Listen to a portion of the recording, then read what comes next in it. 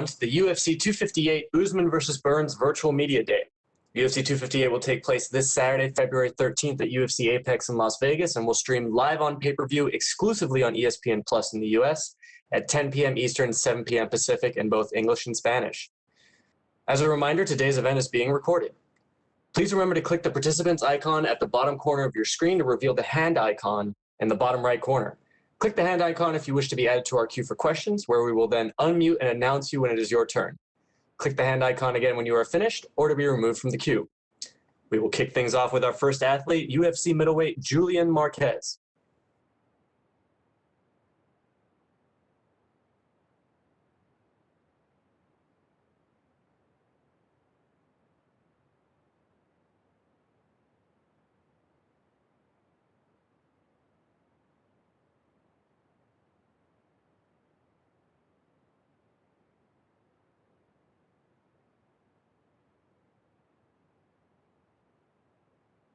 We will take the first set of questions from Gabriel Gonzalez with Cageside Press. Hey, Julian, how are you? Oh, I'm golden. Yourself? I'm doing pretty good, man. Thank you for asking. So you know what? Obviously, been a minute since we've seen you. Finally making that comeback. Just can you walk us through those emotions to finally be back at this point?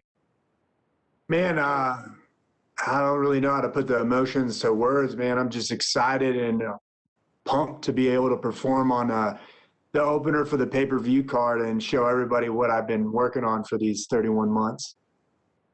I mean, when you have stuff like that, you're out of action for a while. I know you had one fight scheduled that just didn't materialize in the end.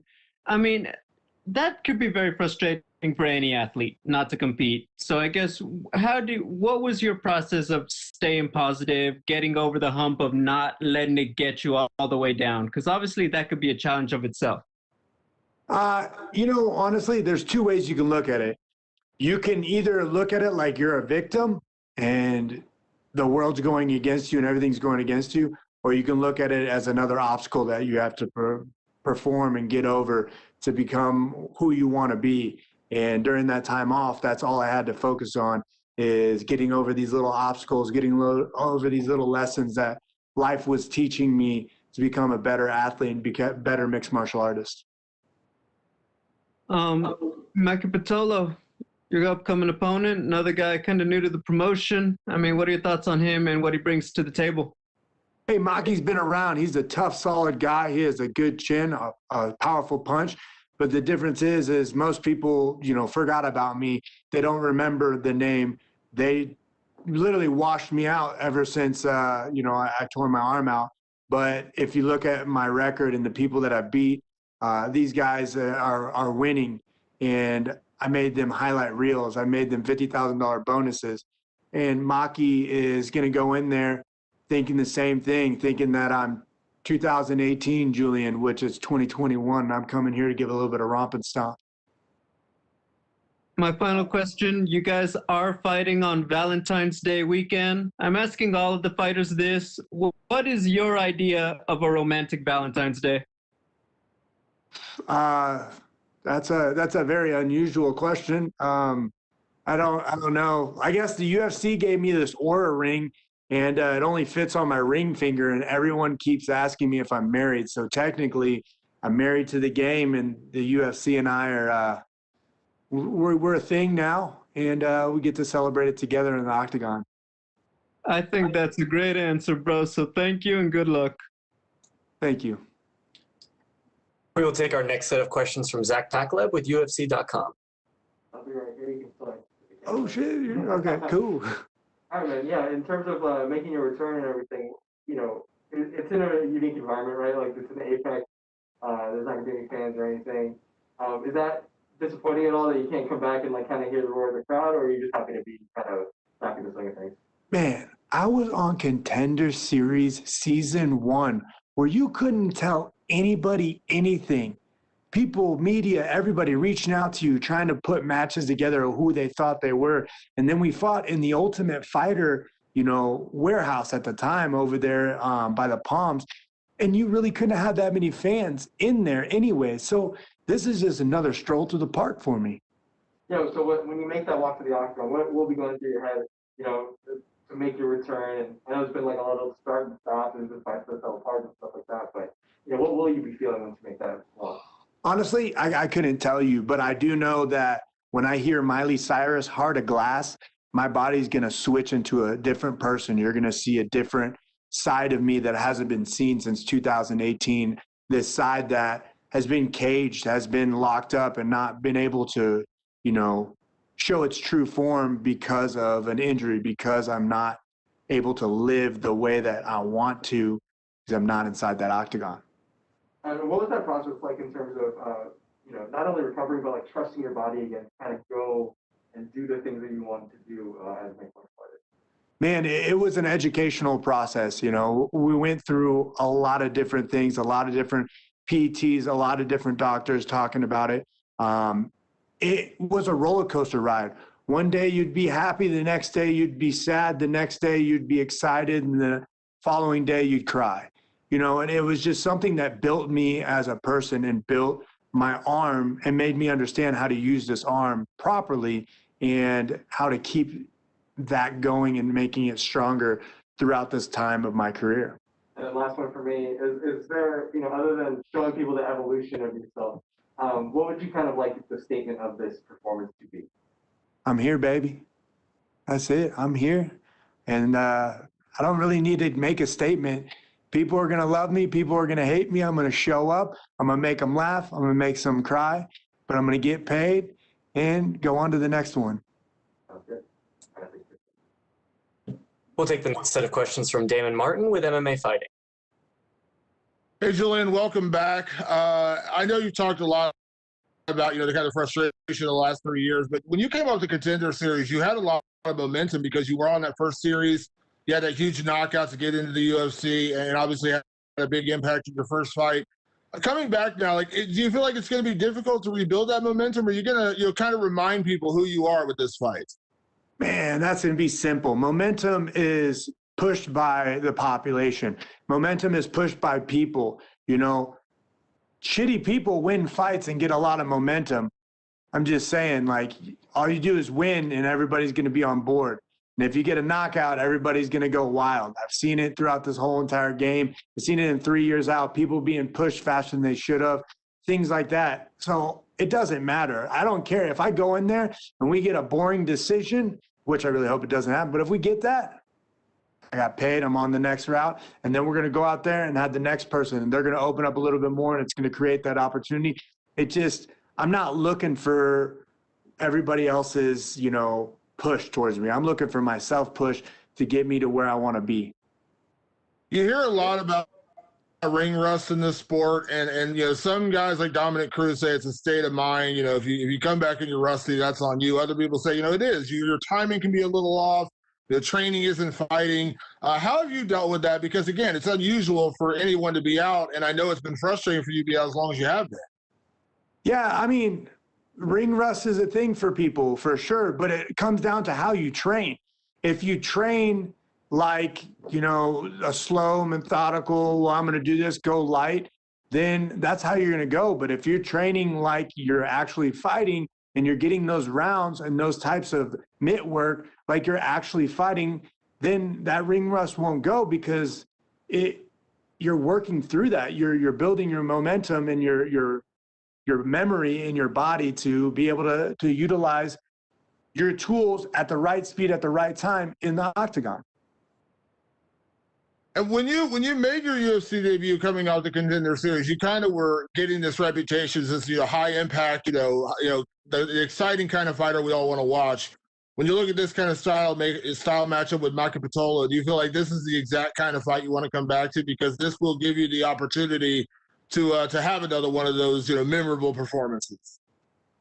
Yeah, for sure. If you guys say so, if you guys look at this, you know, type of fight as like we're going to go out there and just beat each other's faces in until someone gives, then yeah, for sure, we'll definitely be hyped up. But, you know, I'm going out there and I'm doing what I do best. And he's the type of person that can bring out the best in me. That's why it's the best matchup for me personally. And last one for me, I got to ask you, mentioned the walkout song, Heart of Glass by Miley Cyrus. I like the zombie cover a little better, but it is what it is. So tell me the inspiration for that particular walkout. So I was actually watching Saturday Night Live, and she performed Heart of Glass on there. She did the live deal, and I was like, oh man, that's amazing. And I wanted to find it online, but all you could do is just see like YouTube videos. So I actually sent out a tweet saying like, look, if you put this on stream, I will walk out to it like 100%. I love Miley. That zombie cover is amazing, but if I were in Ireland, that's where I'll be able to play that song. But right now, we put that out there, and everyone, all the fans, everybody teamed up with me. They're retweeting it, resharing it, and she ended up putting it on Spotify, iTunes, and all the platforms to be able to play it and stream it. So I'm following my duty and walking out to that song. Thanks, Julian. Looking forward to it. Yep. Thank you. We will take our next set of questions from Cote Cruz with 4to Win MMA. How you doing, Julian? Good to talk to you. Good talking to you as well, man. Thank you, sir.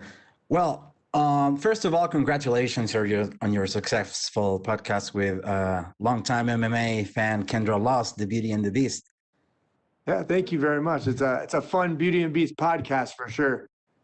Well, did it help you to have that outlet with Kendra during the podcast while you were away from fighting? Yeah, for sure. Teaming up with Kendra on a podcast could help out a lot. It definitely helped out with my commentary roles that I ended up getting with like Tough Enough, FAC 5. That's going to happen here March 5th.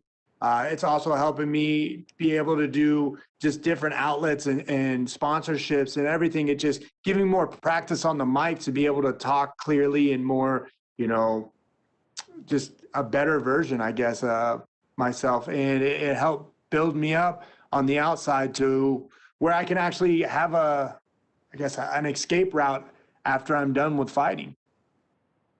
Well, congratulations on that. Before your layoff, you were still considered one of the fresher faces in the UFC octagon. Were you ever able to get over what some may call the UFC jitters after that time off? I don't know what you mean. Like, can you reword the question? I was talking about the time before you were away from the sport. You were still considered one of the fresher faces of the UFC, right? So were you able to get over from the time that you were competing until the time you were off? Were you able to get over what some may call the UFC jitters? Well, yeah, absolutely. I mean, like when my first fight in the UFC, if you watch with Darren Stewart, we definitely made that one to remember. We went out there, he was fighting like it was his last fight in the UFC, and I was fighting like it was my first fight in the UFC. I was excited, I was amped up, ready to rock. And then, my next fight, I tore my arm out, which I evolved, and I was able to control that adrenaline. And with this time, I've been able to just educate myself and just understand a lot more of me and control my own emotions. So yeah, I would say that I've developed, better jitters, I guess. I've developed control over the jitters. Well, can you comment on your preparation for this fight? Was it particularly difficult with all the COVID restrictions that are currently in place? Absolutely. It was very different. I had to leave Las Vegas, my home. I was training at times in the park with a couple people like Tom Lawler, Corey Hendricks. We'd meet up at the park sometimes to hit some drills.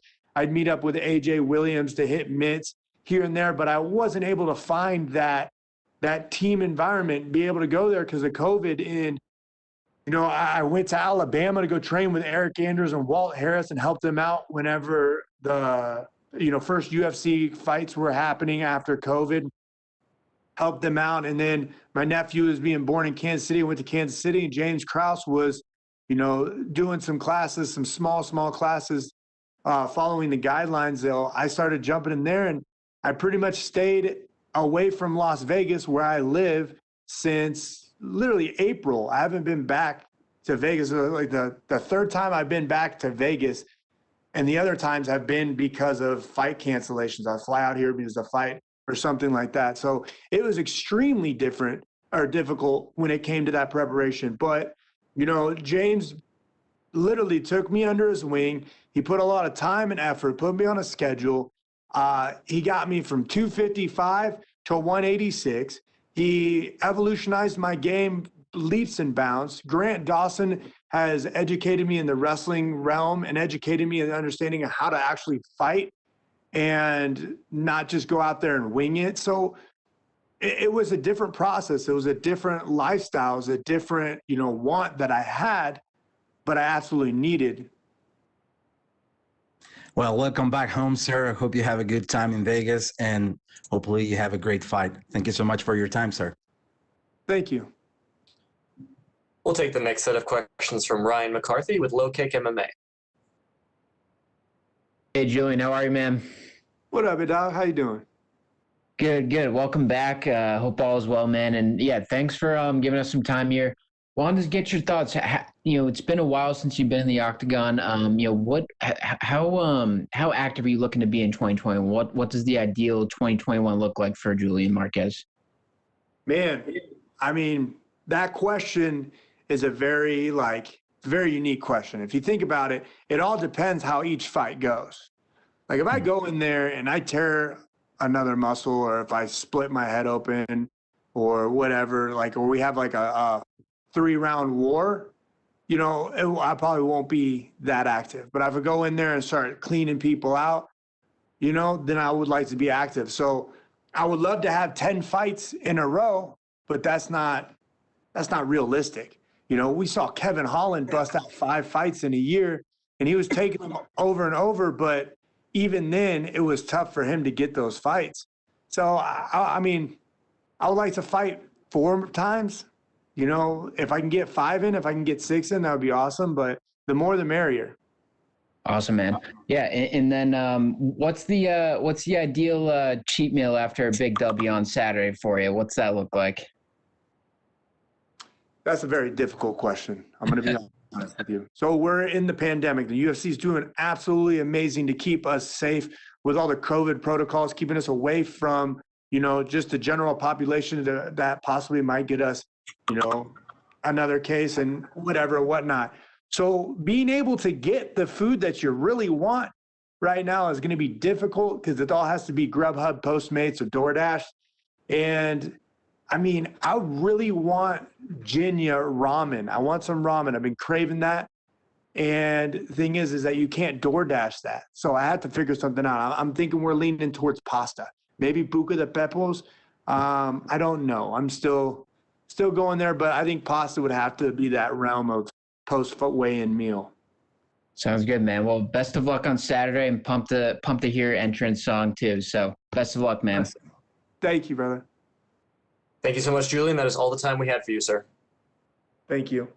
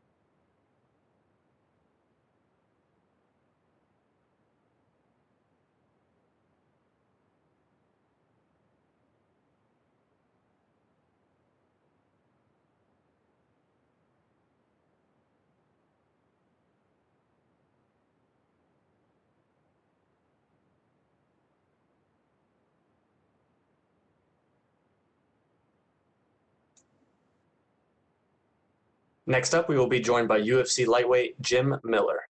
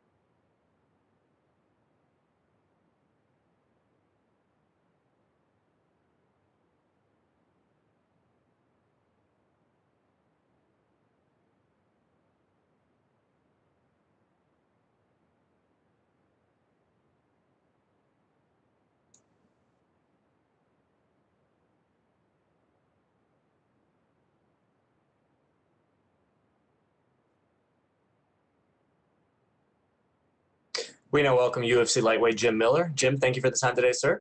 No problem. We will take the first set of questions from Gabriel Gonzalez with Cageside Press. Hey, Jim, how are you? Good. How are you? I'm doing well.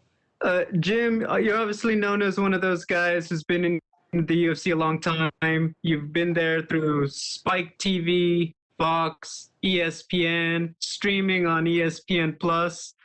The last 2 years, or last year and counting, in the business has been just absolutely different than anything else. For yourself, who's been a part of everything, what's it like, having the virtual media day, having the no crowd, just all of that experience? How do you sum it up as a guy who has seen all the other iterations? Honestly, it sucks. Definitely there are aspects of it, like as a fighter, it's like, oh, I gotta go do media, and like you're cutting weight, and it's not why we sign up. I'm sure there are some fighters that enjoy that part, but I think a majority of us, it's like, you're here to fight, and you look at it as like it's something that you got to do, but there's also the social aspects of it, and like we're kind of stuck here. I mean, the COVID tests were late this time around, so we got in on Tuesday, and it's like we couldn't leave our room until like the afternoon yesterday. So it was kind of a pain in the butt, but it's just different, and the no fans, it sucks. It really does. I was actually I just did this little podcast with Yves Edwards and Joe Lozon the other day, and we watched our first fight. And I remember, like, during that fight, it's like, I knew something. I knew it was special while it was going on, and it's like, man, like to be in a fight like that and not be sharing it with the fans there, and not like hear the roar of the crowd between rounds. Because for me, I get like tunnel vision when I'm fighting. Like, so in that 5 minutes, I barely hear my corner. I'm lucky if I do hear my corner. But that minute break in between, it's like things open up. And I just remember, like, after the first round of that fight, it was just like deafening. And to be in a fight like that and not have the fans, it sucks. I mean, it's like, I don't fight, just to be in the public eye. I mean, I fight because I enjoy the competition. I love the opportunity to test my skill set against, anybody and everybody. But there are definitely aspects of fighting in front of the fans that it's just like, man, it's a rush. I mean, it's great finishing somebody, but when you finish somebody and you hear the fans explode, man, it's a certain kind of high that, you know, you just don't get when the fans aren't there. When you talk about how long you've been in the game and how long you've been in the UFC, people bring up the fact that there's maybe less than 5 guys from your era who are still in the game right now. Do you put any significance on being, you know what, maybe Jim Miller's going to be the last man standing? All those other guys are going to call it a day, and Jim Miller's going to be the last one to possibly hang it up in the future? You know, that really doesn't matter to me. Like, it's not a like, I'm competitive. I'm a competitive dude, you know, and like, to the point where, like, you know, if I'm eating something with my brother, like, we're like, you know, trying to eat faster, right? Like, you know, and just making fun of each other. But like, that aspect of it, it's not a competition between, you know, those guys to hang, you know, to hang on that long. You know, it's an elite group that I'm honored to be a part of. You know, like, the list of names of fighters that have hit 30 fights in the UFC, that have hit 20 fights in the UFC, is elite. You know, I mean, I don't know what the average UFC career is. I would love to see, like, a you know, a plot chart of how it is, and, like, where everything plots out, right, and see it. But I imagine that the average UFC career is maybe 5 fights. So to be able to be around this long is it is, you know, it's a testament to me and to, you know, my team and my support structure, and that, you know, I've had the tough times and I've made it through because of the people around me. But yeah, it's I mean, it's cool. It's cool to be associated with, you know, those groups of fighters. And I mean, like, you look at a guy like Cerrone, that guy's going to fight until he's 60, which, you know, like, like I said, I put that pin, you know, like, I put that pin on 40 fights. I want to get to 40 fights, and I've spoken it out into the universe, and you know, this will be 37. There's three more, and we'll see where things are at that point. You know, and if I can continue on, you know, the way I'm feeling right now, like, I could hit 40 in a little over a year if I get the opportunity to fight when I want to fight. But yeah, like, it's not a competition with those other guys. It's kind of more of a, just, you know, I love doing this. I'm going to do it as long as I can. You know, to a degree, right? Like, I don't want to be reckless with it. I don't want to be one of these guys that retires and then comes back. You know, that's not my style either. So I'm all or nothing, and I'm still all into this. Definitely understand that. Jim, my final question. You guys are fighting on Valentine's Day weekend. I'm asking everybody this. Jim, what's your idea of a romantic Valentine's Day? Yeah, you know, you have 4 young kids, and of course, it's like, it's kind of, you know, getting away a little bit. You know, my wife, she's amazing, and I wouldn't be here today without her. You know, from the beginning, you know, she was supportive of me and my career, and yeah, like, you know, just spending time with her, you know, and it's I'm spoiled in that I get to do something, and my job is like, it takes me away from my family for a week, a couple times a year. But a majority of the time I get to spend with my family and my wife, and you know, really, it's I'd say that, yeah, getting away with her a little bit and just kind of relaxing, and yeah, like, just hanging out with her is fun. So, like, whatever we can do would be great. But at the same time, neither one of us are big on, like, the made up holiday of Valentine's Day. So, you know, I tell her, I'm not buying you flowers in February, you know, like, I'll grow you the biggest garden of flowers you want, but I'm not spending 5 times as much to buy you roses. Oh, good, man. Thank you. Good luck. Thank you. We'll take the next set of questions from Omer Mertsavci from S Sport. Hello, Jim. How are you, sir? I'm good. How are you? Thank you so much. What is your biggest goal right now on your career, Jim? To perform.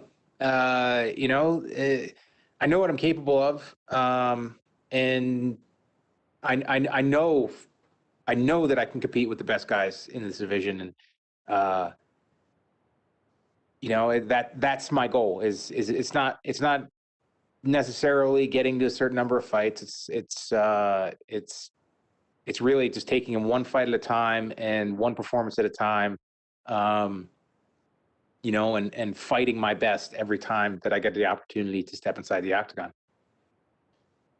Thank you. What do you think about lightweight division current situation? Do you think Khabib dropped the belt or something? What do you think? Habibi,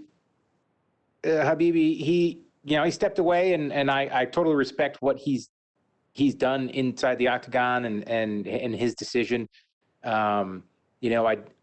I do find it it's a little annoying when everybody's calling him out when he said he was stepping away. Obviously they want big fights, and big opportunities, but he decided to do what he's going to do, and I fully respect that. I would like to see Poirier and Oliveira fight for the title.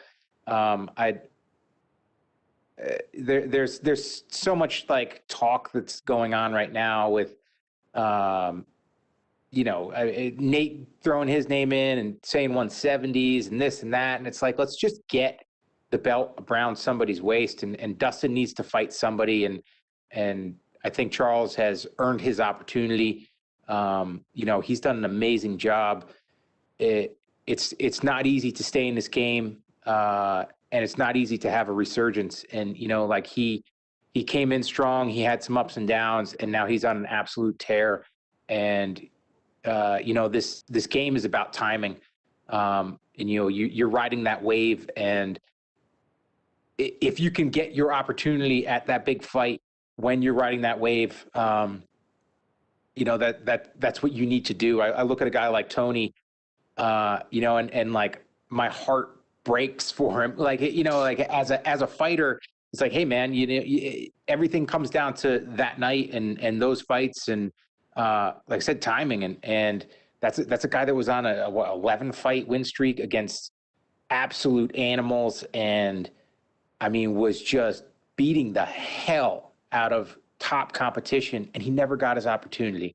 And now it's like, do you wonder if that opportunity is past him? Is he still capable of being the same fighter that he was during that streak? And I don't know. We don't know that. I'd love to see him, come back up and get ahead of steam behind him again. But I think that Dustin has earned the opportunity, and Charles has earned the opportunity, and they both need that shot. Because it's like, if you don't give it to them, you don't know what tomorrow holds, and both those guys are on tears. So let them fight for the title.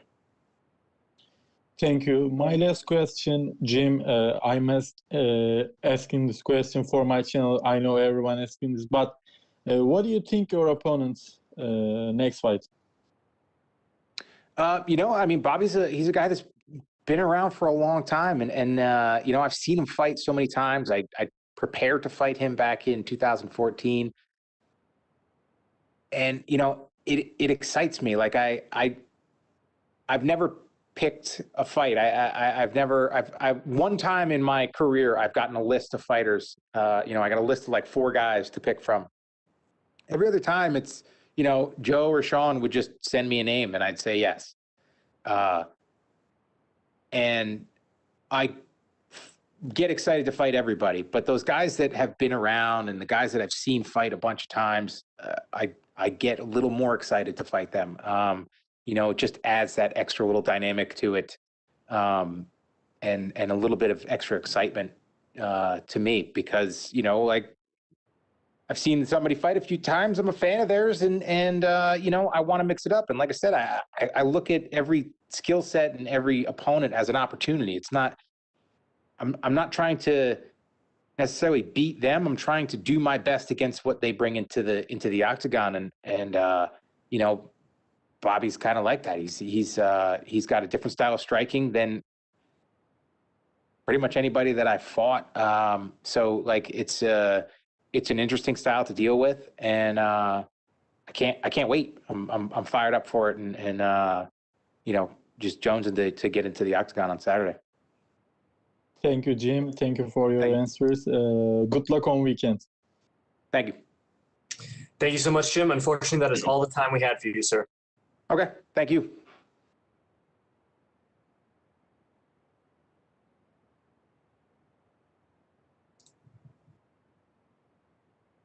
Next up, we will be joined by UFC middleweight Ian Heinisch.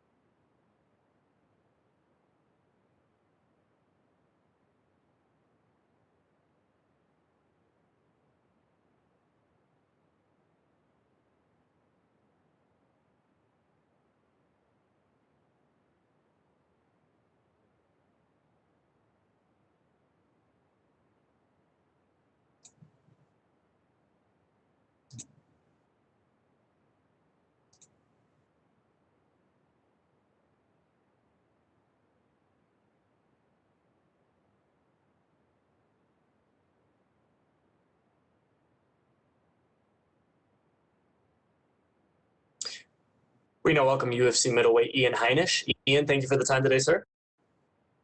Yeah, you're welcome. We will take the first set of questions from Gabriel with Cage Side Press. Hello, Ian. Can you hear me? Yes, I can. I mean, Ian, a couple days out from a fight, you obviously got a big name opponent. Just can you talk about the emotions going into this one? Just feeling cool, calm, collected. You know, the first few days had just a little bit of paranoia about getting sick, but that's all passed. I feel good. The weight cut's beginning, and just more excited than anything. You know, this opportunity, I've been dreaming about it. I've been working for it for a long time. So ready for it to come to fruition on Saturday. I know you fought in the, quote unquote pandemic era already, but I wonder, fighters, you got a routine for fight week, and it's been very standard throughout your career. As things have changed now with the hotel and all that, what have you changed about your fight week routine? Do you bring some stuff with you to deal with all that hotel room time? What have you brought differently lately that you didn't before? You know, basically I turned my room into like a recovery room. I got my Air Relax boots. I got my Rad roller set just for rollout tools. I got the Hypervolt, so I can just really do a lot of recovery stuff in the room. And yeah, I mean, we don't have the entourage around, so usually every night we do like a little Bible study at night. So we get on a Zoom call with all my closest people and my entourage, and yeah, just a few adjustments. It's not quite as exciting as fight week used to be, but we're focused, and everyone will be out here right after the fight to celebrate. So you know, it's just business as usual. I'm excited for things to open back up eventually, but now this is fine. It kind of relates to being in prison and going and winning the fight and winning your freedom and go have some fun. There's obviously a lot of talk. Is Kelvin Gastelum starting to miss a step? Is he slowing down and stuff like that, being on the 3-fight losing streak? What are your thoughts on where his game is at personally? Whether he's slowing down or not, that's on him. You know, I have to prepare for the best Kelvin Gastelum and sorry, I keep saying Kelvin Gastelum, and you know, I'm expecting for him to be prepared, ready, on weight, and for it to be just a war. And usually when I expect for these things and I prepare for these things, that's when I get a finish. So that's what I'm expecting. You know, his journey is his journey. So we're preparing for the best of him, and we'll see how it goes on Saturday. My final question, you guys are fighting on Valentine's Day weekend. I'm asking all of the fighters this. Ian, what's your idea of a romantic Valentine's Day? You know, actually Valentine's Day is going to be my 7-year anniversary of freedom. So it's a very significant day for me. You know, every day is kind of Valentine's Day with my wife. I try to treat her, you know, romantically all the time and surprise her with flowers and all this stuff. So we don't look at that day as much as like a Valentine's Day for me, but it's more of my celebration of my freedom that I got 2014 Valentine's Day. So, but I guess a ideal day is hanging out on the beach and going to a nice dinner. Okay, thank you, Ian, and good luck. Thank you. We will take the next set of questions from Cote Cruz with 4to Win MMA. Hello, Ian. How you doing? Doing good. How are you? I'm doing fantastic, sir. Thank you for your time. How's fight week going? How's Vegas treating you these days? Oh, fight week's going great. You know, I just left Colorado, and it's one of the coldest weeks there of the year, and so I'm happy to be in warmer weather. And you know, it's getting ready to start the weight cut, and everything's on point. Feel good, passing COVID tests, so that's a plus. And yeah, it's a great fight week. That's awesome to hear, man. Would you say this fight against Kelvin Gastelum is the biggest one of your career so far? You know, your next fight's always your biggest fight. But yes, as far as magnitude of my opponent, absolutely, he's fought the best of the best. He's you know, almost beat the champ that's undefeated. And yeah, I mean, this is a huge fight. This fight puts a stamp on my name that shows I'm a contender in this weight class, and it gets me back in the top 10. And it's just an exciting fight. I mean, look at our styles. We're gonna brawl, so it's gonna be fun. And he's definitely, I guess, my biggest test today. Absolutely. Well, right now, Gastelum is on a 3-fight skid against big names in the division. How do you feel about Kelvin coming into this fight? Do you feel he's bringing it like he's trying to stay under contract with the UFC? Yeah, absolutely. The guy doesn't want to lose his job. He doesn't want to continue to lose. Losing's a terrible thing, and he's had to, you know, have that taste in his mouth for way too long. So I'm expecting him to be training hard, to be on weight, ready to fight. You know, one of the best performances of his life. But if I'm training for that guy, if he's, you know, I'm training to beat that guy, and if I can beat that guy, I can beat whatever Gastelum shows up. Ian, you fought through so much adversity to be here in this moment. Knowing that you've survived through all those battles outside the cage, is there any comfort in the chaos of the UFC? Any what? Any comfort in the chaos that is the UFC? Oh yeah, they call me the king of controversy for a reason. You know, I guess I thrive in that chaos, and you know, this is a sport that totally matches my lifestyle, and it's something legal I can do. And, you know, it's a way I can make a positive impact too, using my testimony. It's actually pretty cool. The day after my fight on the 14th is my 7-year anniversary of freedom. So this is a big one for me. And I'm excited to celebrate that day with my wife and, you know, get this big win. Well, in that regard, can you speak to anyone battling demons who are not as athletically gifted as you are? Yeah, I mean, you know, I was, you know, 7 years ago, I was rock bottom in a foreign prison cell, truly at rock bottom in my life. And 4 years after that, I got into the UFC. 7 years, I'm on a pay-per-view card fighting one of the top guys in the division. And, you know, I'm an ex-drug addict. I'm an ex-convict. I've got 2 autoimmune diseases. Everyone told me I was too old to try MMA. I started when I was 26. So, you know, anyone out there hearing this that needs inspiration, don't listen to the doubters and the haters and the people say you can't do it. You know, pursue God, look to him and see what your God-given destiny is, and he will show you the path, and anything is possible with him and hard work and putting your soul and your heart into something. Thank you, sir. Final question from me. In a recent interview, you stated that your life has been like a movie. How does the Saturday part of this movie co-starring Kelvin Gastelum will play in the MMA's fan screen? Yeah, you know, this chapter of the movie, this chapter of the book, this part of the movie, you know, with me, Kelvin Gastelum going out there, putting on just an insane performance, stealing the show, and me getting my hand raised. Thank you so much for your time, Ian. Thank Best you. of luck in your fight. Thank you. We'll take our next set of questions from Eric Idison with Kimura. Hi, Ian. Thanks for letting us talk to you. Yeah, no worries. You said in earlier interviews that you want to show your grappling skills more. Could we see you trying to take the fight to the ground on Saturday? Yeah, one of the key things for me in this fight is to have a good mixture, you know. I want to strike with him, I want to clinch with him, and I also do want to take him down and show some of this, you know, wrestling game that I've kind of faltered off of, getting all those knockouts in my early days and falling in love with the striking and kind of getting away from my wrestling. I've really turned back and focused on that while continuing to grow my boxing. But you're gonna see a mixture of everything. But I'm expecting you to see some powerful, explosive takedowns and good wrestling. All right, cool.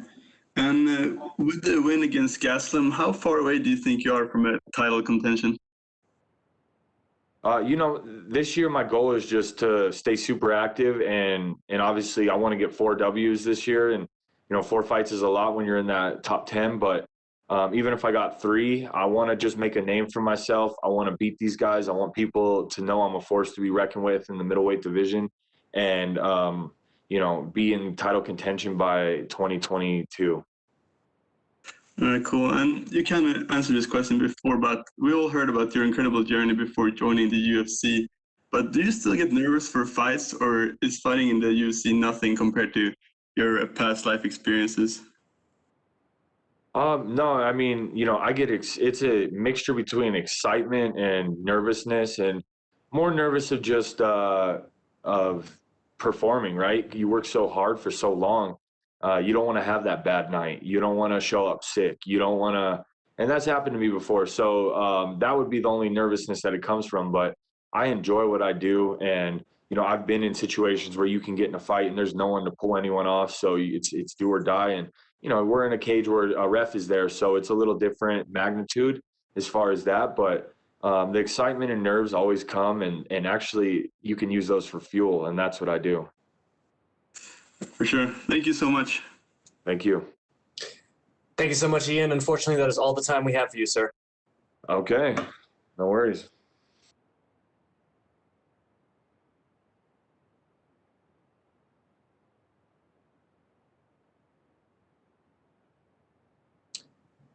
Next up, we will be joined by the number 15 ranked UFC women's flyweight, Alexa Grasso.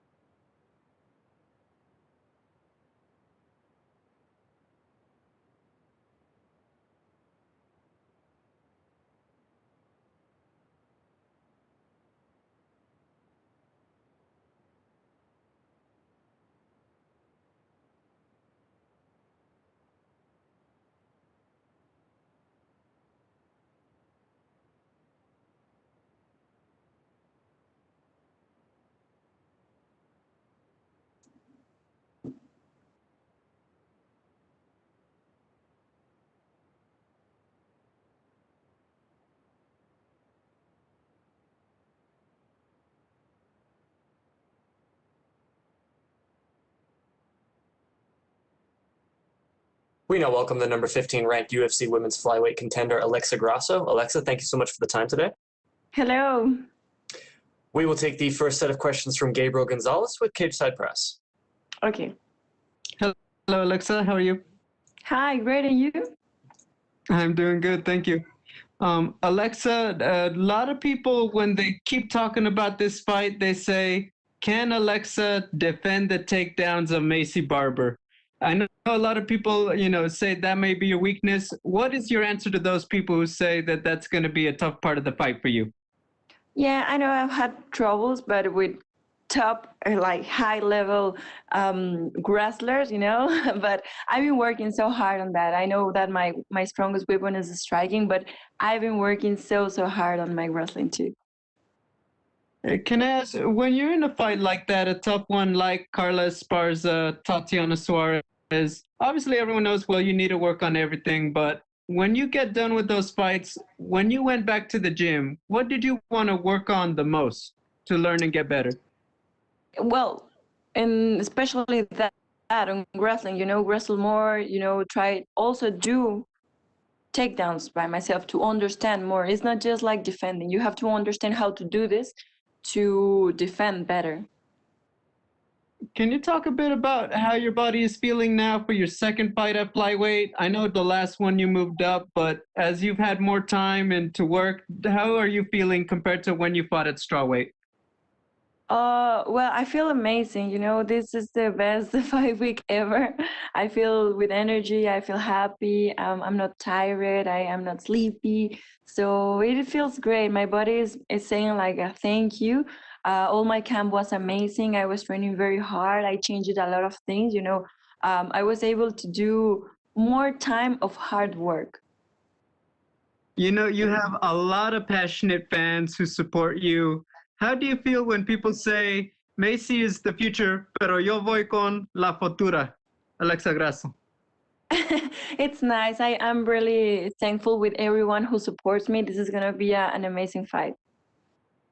My final question, I'm asking all of the fighters this. Here in the United States, you guys are fighting on Valentine's Day weekend.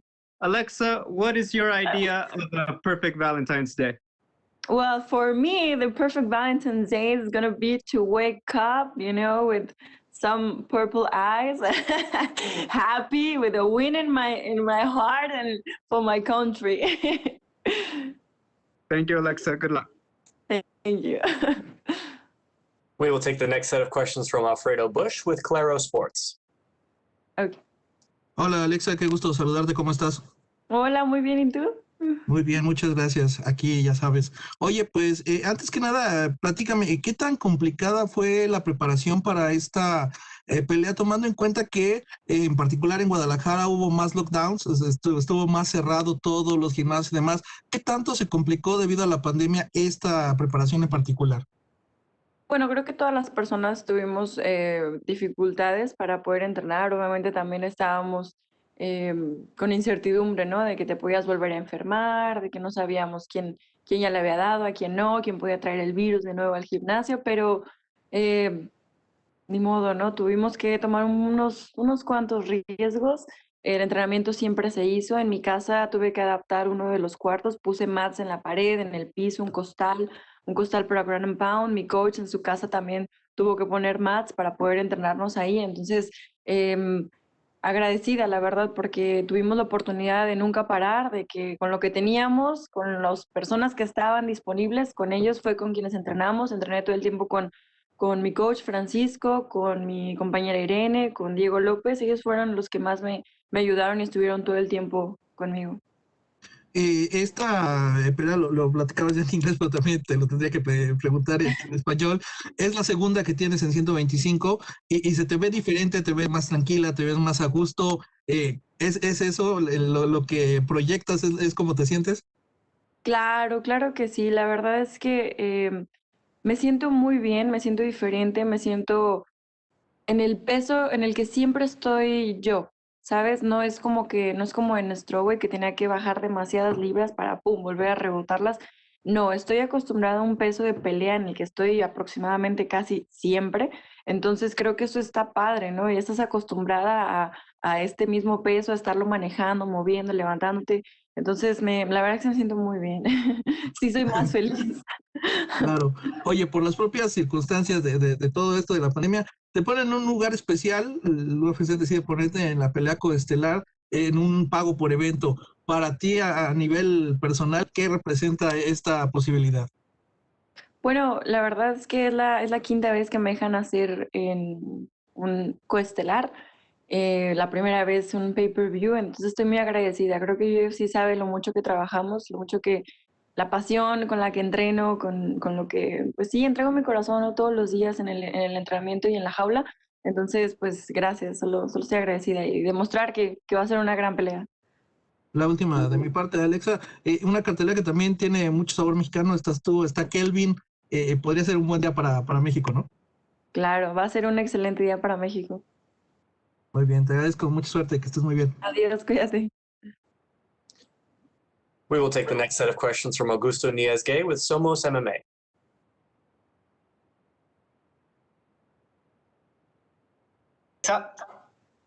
¿Me escuchás? Sí. ¿Qué tal, Alexa? ¿Cómo estás? Ya.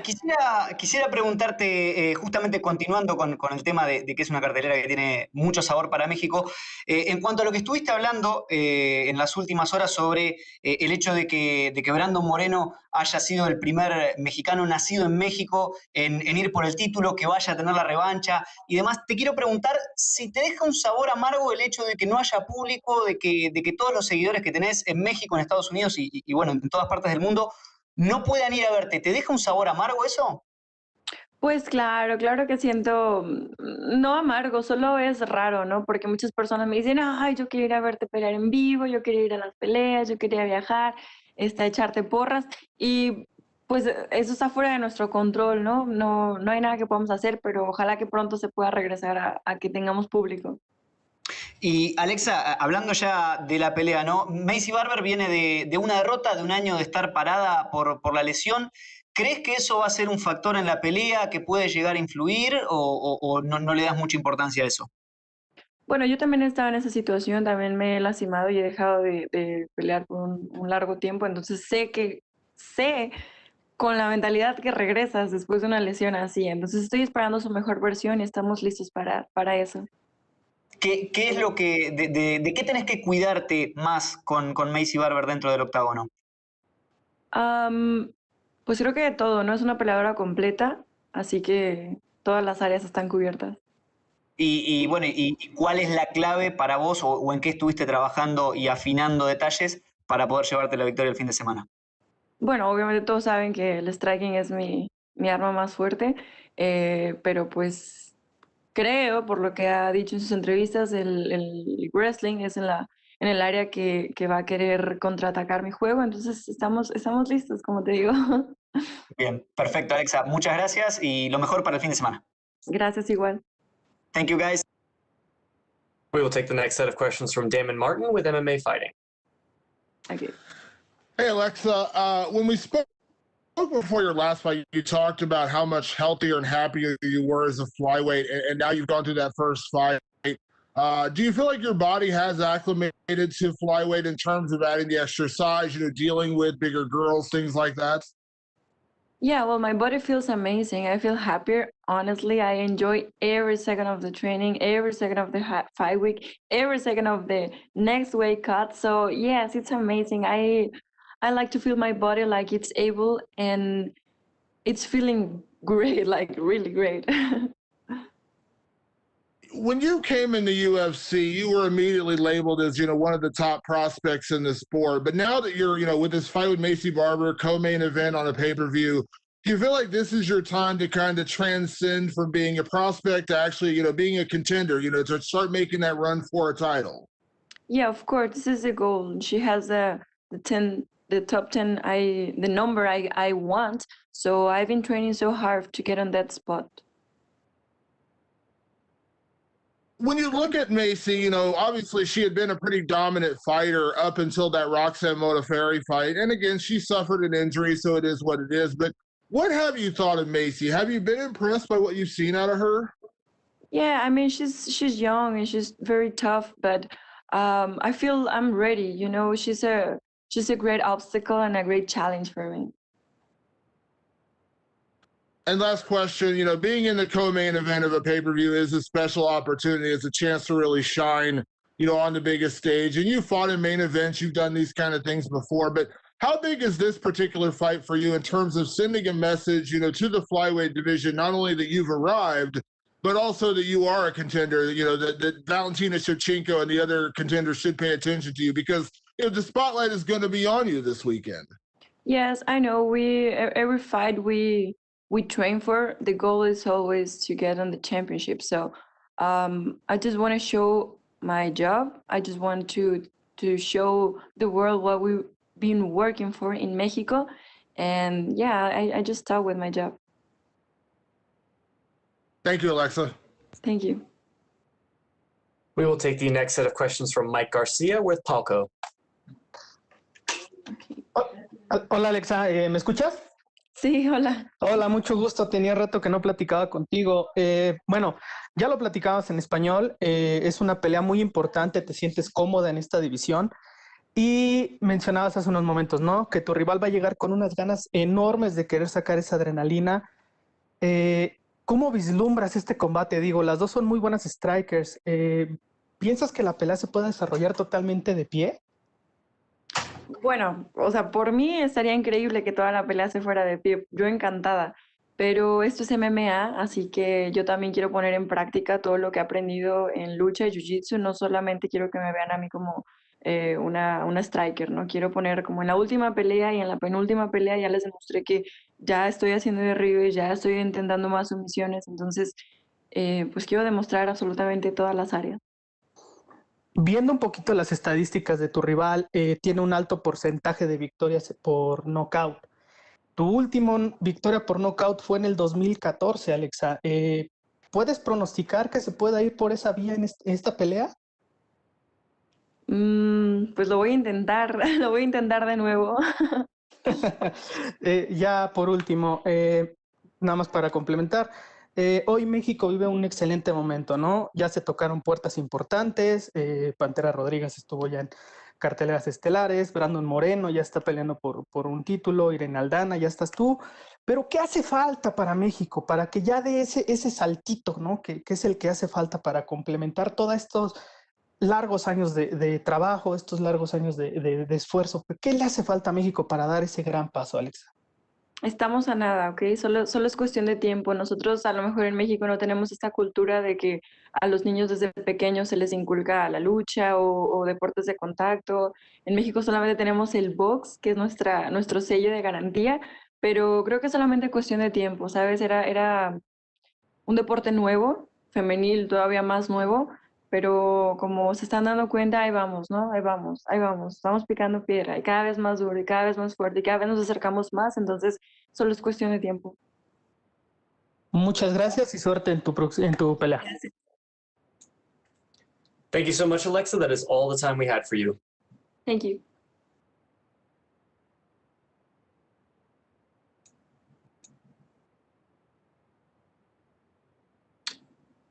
Next up, we will be joined by the #1 ranked UFC welterweight contender and one half of our main event this weekend, Gilbert Burns.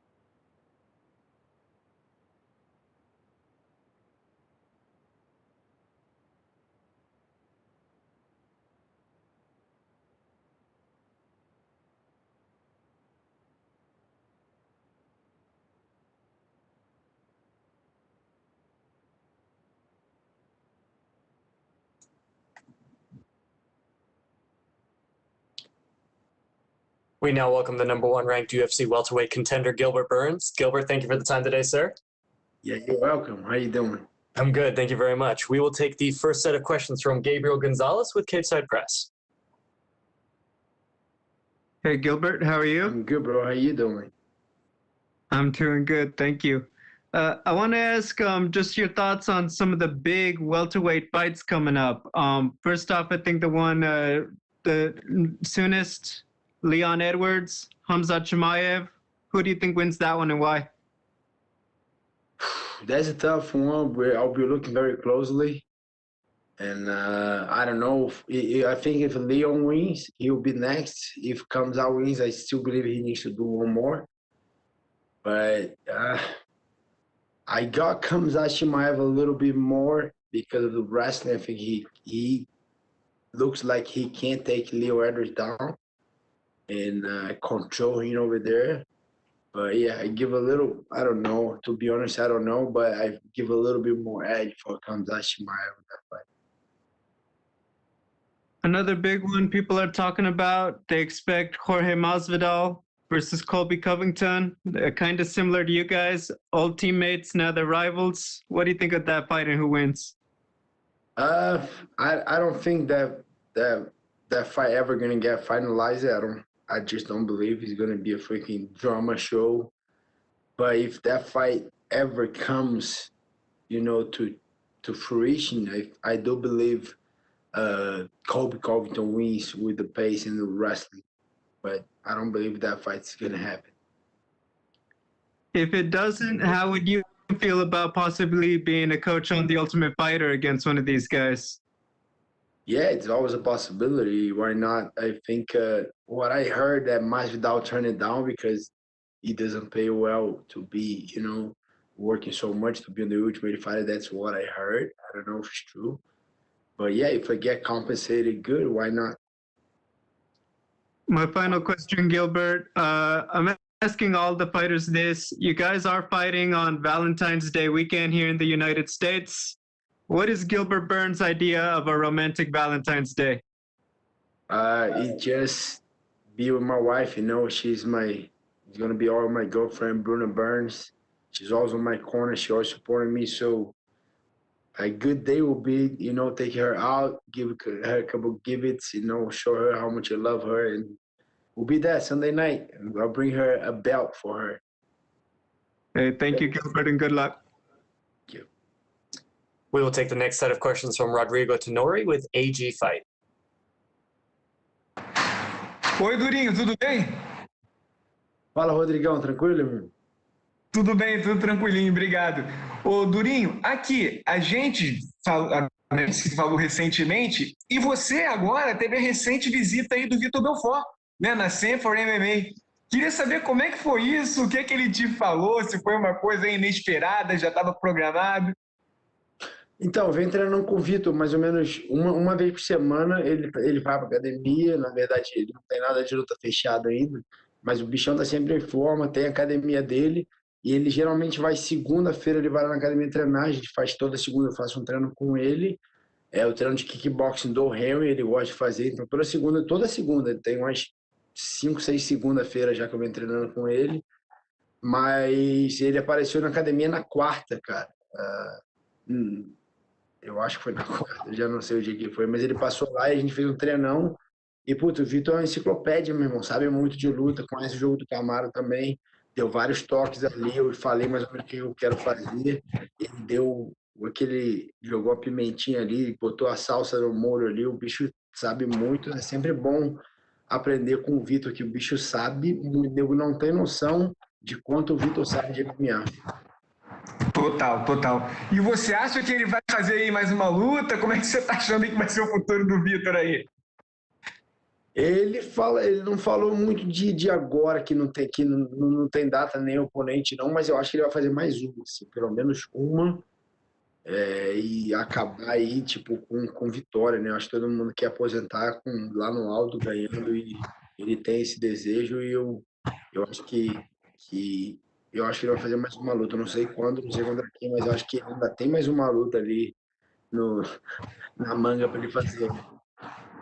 Ô, Durinho, e agora falando em cinturão, campeão, você está muito confiante, obviamente, e no UFC a gente vê que muitos campeões, eles já querem fazer lutas em outras categorias, né? Você vê agora o Adesanya, o próprio Volkanovski, que também falou isso recentemente. Você, tendo esse cinturão, você gostaria também de enfrentar, por exemplo, algum grande nome da categoria de baixo, já que você também já atuou ali nos leves? Como é que você vê isso? Você quer realmente focar ali nos meio médios? Cara, não sei. Descer hoje em dia é muito difícil, mano. Descer, pelo amor de Deus, vai ser difícil. Subir sempre dá, né? Ainda mais eu tenho, pô, graças a Deus aí tem uma genética boa, dá pra eu subir. Descer não dá não, mas, putz, é plano muito pra frente. Tipo, nem parei pra pensar nisso ainda não. Tem já uma pedreira aí me esperando aí sábado à noite, tô focado em, meu irmão, dar o meu máximo até lá, graças a Deus, o peso tá, meu irmão, onde eu queria que, onde eu queria que ele tivesse, o peso tá, graças a Deus, nos treinos ali, as contas deram certinho, bateu o peso hoje à noite, amanhã cedo subi na balança, fiz soft, meu irmão, encarada e vamos pra luta, não tô nem pensando no depois, tô pensando, só tenho schedule, só tenho missão até sábado, não sei o que eu vou fazer domingo, só tenho plano até sábado. Não, pô, eu te entendo e agradeço novamente aí pela sua disponibilidade. Pô, boa sorte aí no sábado. Um abração. Valeu, Rodrigão. Obrigado. We will take the next set of questions from Luis Fernando Coutinho with Canal Encarada. Fala, Durinho, tudo bem? Tá me ouvindo bem? Fala, Coutinho, tranquilo, meu irmão. Os caras me enrolaram ontem, que você tem noção de tanto de coisa que eu tive que fazer ontem, não deu pra fazer aquela explosiva lá, foi mal, mas, meu irmão, você tem noção tanto de coisa que eu fiz ontem. Não tem problema, a gente sempre dá um jeito de te achar, não faz mal. Durinho, a primeira pergunta que eu queria te fazer é a seguinte: você, durante essa semana, já cruzou com o Kamaru nos corredores? Como é que foi esse encontro? Acabei de cruzar com ele agora, 5 minutos, eu tava vindo pra cá. Não tem 5 minutos que eu já rolou a primeira encarada ali. E foi na boa, cara. A gente só deu soquinho ali. Falei com o Jorge Santiago, falei com o Trevor Whitman, o irmão dele tava lá. Tinha uma galera, tava um bondão dele e eu tava sozinho. Mas foi da hora, tipo, olhei no olho dele ali, energia normal de sempre. Bateu, falei com os caras e vim aqui pra sala fazer essa entrevista. Teve nada a mais, não teve rompimento, não teve nada, não, foi tranquilo. Mas já deu pra perceber que a chave já virou, né? Tipo, aquele clima de luta, de respeito, mas... Vai ter o respeito, não tem como não respeitar o cara, a história do cara. A gente treinou pra caramba junto, suamos junto várias vezes, mas é guerra, meu irmão. Eu sei o problema que eu tô para enfrentar, ele também sabe, meu irmão, vai ser guerra. Agora, Durinho, embora o Kamaru seja um amigo, né, ex-companheiro de treinos, alguma parte de você preferia estar enfrentando um cara com algum nível de rivalidade para despertar um fogo maior em você, ou você se sente tranquilo aonde você está? Porque, bem ou mal, vocês têm se respeitado, mas também ninguém está passando a mão na cabeça de ninguém, né, nas declarações. Não, tem o respeito, mas a gente vai lutar, meu irmão, vai sair na mão e não muda muito pra mim, não. Você vê, minha última luta, eu falei pra caramba pra pegar aquela luta com o Garoto ali, eu tive que provocar ele, eu tive que falar, eu tive que fazer postagem, zoar. Mas se você ver a luta anterior, foi contra o Demian, cara. Um cara que eu respeito sinistramente. Então, pra mim não muda muito, não, cara. Eu entro ali. Na verdade, coach, eu tô no esporte para ser o melhor, meu irmão. Venho treinando pra caramba minha vida inteira para ser o melhor. Quem tiver com cinturão, meu irmão, eu vou lutar. Se fosse o Kobe, se fosse o Demian, se fosse o Woodley, se fosse o Kamaru, eu tô indo lá para ganhar. Independente se eu tenho uma empatia pelo cara ou não, eu tô lá para ganhar.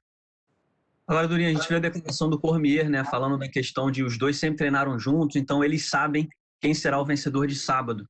A gente viu que isso já até repercutiu no Media Day.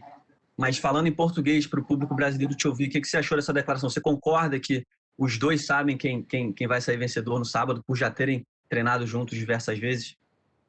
Cara, os dois não sabem não, que eu acredito que eu vou ganhar. Ele acredita que ele vai ganhar, alguém tá errado.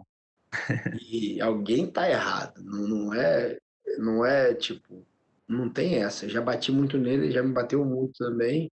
já trocamos várias informações. Cara, eu tô cheio de armadilha no jogo aqui, não tô subestimando, sei que é um problema grande que eu tenho pela frente ali, mas eu tô cheio de armadilha, meu irmão. Que ela já entrou, já viu aqueles desenhos assim que tu entra na casa ali, tem ratoeira para tudo que é canto. Meu irmão, o esquema da estratégia tá assim, tem ratoeira para tudo que é canto, se aquele negão pisar de lado, meu irmão, vai cair na armadilha. Então, não tô subestimando ele, não tô super confiante, não tem nada disso. Tô no equilíbrio ali, confiante, mas eu sei que vai ser difícil, mas alguém tá errado. Eu acho que eu vou ganhar, ele acha que ele vai ganhar. Tem vários treinadores que estão comigo ali, várias gente estão comigo ali, então alguém tá errado. Vamos ver quem tá errado sábado à noite. E Durinho, por último, queria te perguntar, quando você visualiza a noite de sábado, como é que você visualiza a sua vitória? Como o Durinho se torna campeão do UFC contra o Kamaru Usman? Então, eu quero fazer uma luta bem agressiva desde o começo. Vai ser uma luta muito de controle de distância, controle de espaço ali. Quem controlar o espaço, a distância, vai estar na vantagem. E, putz, mas eu vejo gente fazendo tudo, Coutinho, eu vendo a gente trocando, saindo na mão, eu vejo sim a gente fazendo grade, eu vejo sim a gente fazendo jiu-jitsu, o wrestling, mas, putz, no final de tudo, eu vejo meu braço sendo levantado aí, eu vejo uma finalização, um nocaute aí, não no comecinho, não no primeiro round, não no segundo round, mas eu vejo sim um nocaute ou uma finalização e vou estar buscando e trabalhando muito para isso e acredito que vai acontecer. Boa, Durinho, obrigado. Boa sorte, cara. Thank you, guys. Coutinho. We will take the next set of questions from Pablo Santamaria with Noti MMA Ecuador. Hi, Gilbert. Can you hear me? Yes.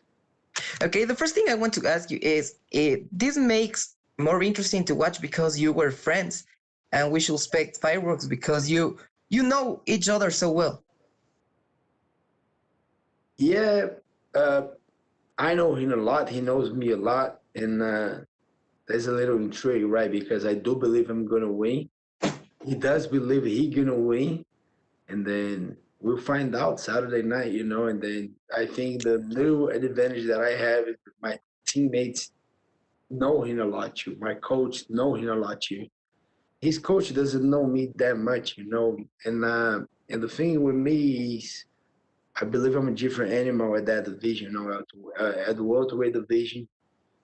I believe I still have that quickness, the speed of a lightweight, but I hit like a middleweight and best jiu-jitsu in the game and dangerous guy on the welterweight that I believe that I am. So I'm a different animal, and then we're gonna find out Saturday night. For sure, for sure. Hey, where do you think Kamaru is more dangerous? Do you think he will try to grapple with you knowing that you can't submit him because you said that yesterday? I think he will try to grapple me. That was a little bite that I sent it to him. I want him to grapple, but I do believe we're going to grapple, we're going to wrestle. He's for sure superior in me on the wrestling, very high level wrestling, but I'm superior in the jiu-jitsu. And the striking might be a little even, but I know I got a lot more power, so it's going to be a good one. You guys should tune in. It's going to be a good one. Okay, no matter what the result is, do you think you might get a beer or celebrate together at the end of the night? Maybe. I still gonna respect him a lot, and the respect for me is gonna be big. But I don't know if we're gonna celebrate together, because one guy is gonna be very happy, the other guy is gonna be very sad. I don't think the celebration will be together. For sure, will be, maybe a toast or maybe a couple hugs and shaking hands, but celebrating together, I don't think so. Sharing a little moment, I mean. Yeah, for sure. Yeah, that for sure. And what's your prediction for this fight? I predict a finish. I do believe I'm gonna finish him with the jiu-jitsu or with the knockout, and that's the way to see the fight finishing. Okay, and the last thing for me is, here in Ecuador, a lot of people is rooting for you. Would you like to send a message to your Ecuadorian fans? Yeah, you want me to do that in English, or my Spanish is not great, but I can try a little bit. If you can do it, it doesn't matter. Yeah. So, graças a todos os amigos equatorianos que tenho allá, tenho um amigo em Quito, em vários, em diferentes lugares em Equador. So, quero que todos estejam lá, torcida, mandando muita força. Vou dar o máximo em minha peleia e um dia quero muito conhecer a Equador. Tenho muitos amigos lá, Quito, Guayaquil, Quito, muitos lugares, tenho muitos amigos allá. So, vamos estar na torcida e vou estar representando a todos os latinos. Sábado, la noche, mire la pelea, vamos com todo.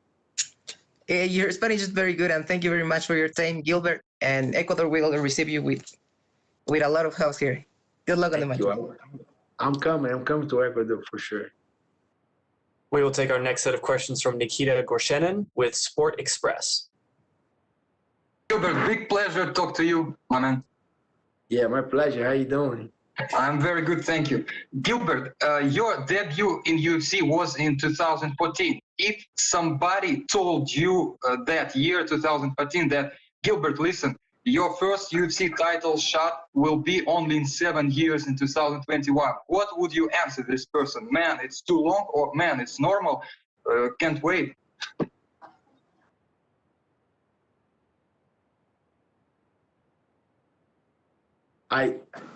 Back then, I thought it would be too long, you know, because I did believe I'll become a champion undefeated. But everything happens to a reason, you know, and then I got a couple losses that I'm thankful for those losses because I became way more mature. I learned so much. And I think I took that loss with me, you know, wherever I go, I bring the loss with me because it made who I am. So, yeah, sometimes it's not on our time, you know, but I believe in God works. So I'm grateful. It is what it is. And I love the journey. I love the coach. I love the training. I love my teammates, my team, my family. And I don't think I will change a thing. Gilbert, do you remember your last conversation with Kamaru, and what was this conversation about?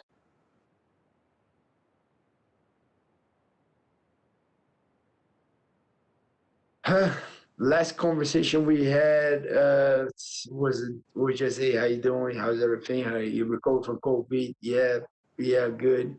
And today I just saw him on the way here, and they were just fist bump. He didn't say anything. We're in a fight mode already. We're gonna fight each other. So talk's almost over. We might talk during the fight a little bit.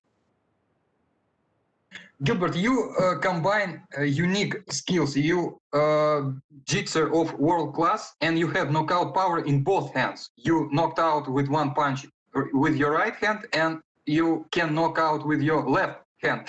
Before UFC, I saw knockout when you throw that left hook and guy fell like paralyzed. It was terrifying. So now on this stage of your career, psychologically, you believe more in your knockout power or in your ground game? And how do you think you have more chances to submit Kamaru or knock him out? Yeah, those chances are very even, you know, it's a 50-50. My jiu-jitsu is at such a high level, and I make sure I keep my jiu-jitsu super sharp. And on the other hand, I put so much work in my boxing, the kickboxing, that I know I have a lot of power in my hands. Technique is getting better on stand-up, and I don't know. I'm going to get a finish.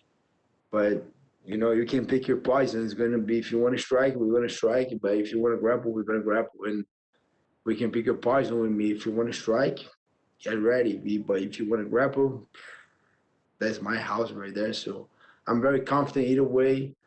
And I'm going to be looking for both ways. You know, I got a couple ways to finish this fight and a couple other fights. That's the thing. I'm going to be looking for a finish. Gilbert, you have, I've never seen such beautiful armbar transition as in you, because the one you pulled off against Lucas Sayevsky, it was just amazing. He just put his hand on the canvas and you grabbed his hand, you just finished him. I would like to ask you, do you still work hard on your armbar setups, and how it's happened that you are so special in pulling off this submission? That's my favorite submission to drill until today. Favorite submission. If you ask, I like to drill arm bars. And my coach, that's my coach's fault, not fault, but that's my coach from Brazil, Oriente Jiu-Jitsu in Niterói, Professor, my teacher, Rafael Barros.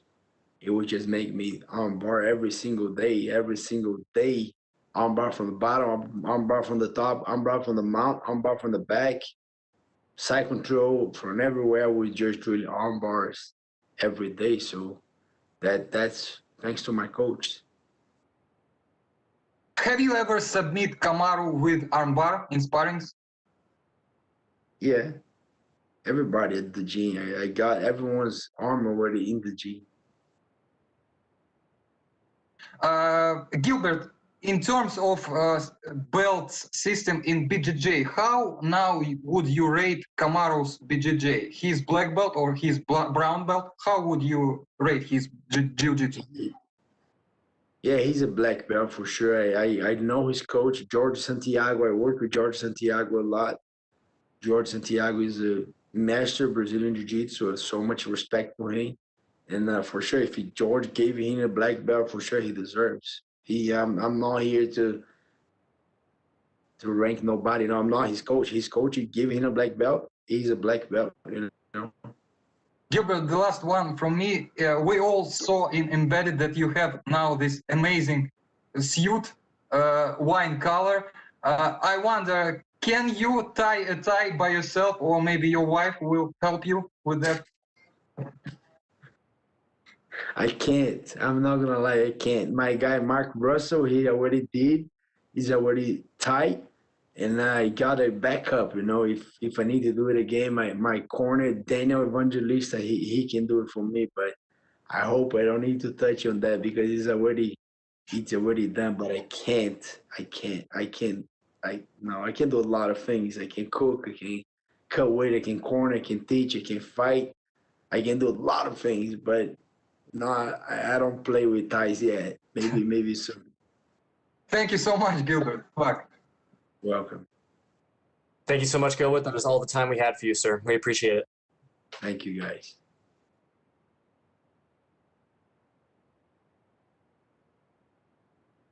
Next up, we will be joined by UFC middleweight Maki Pitolo.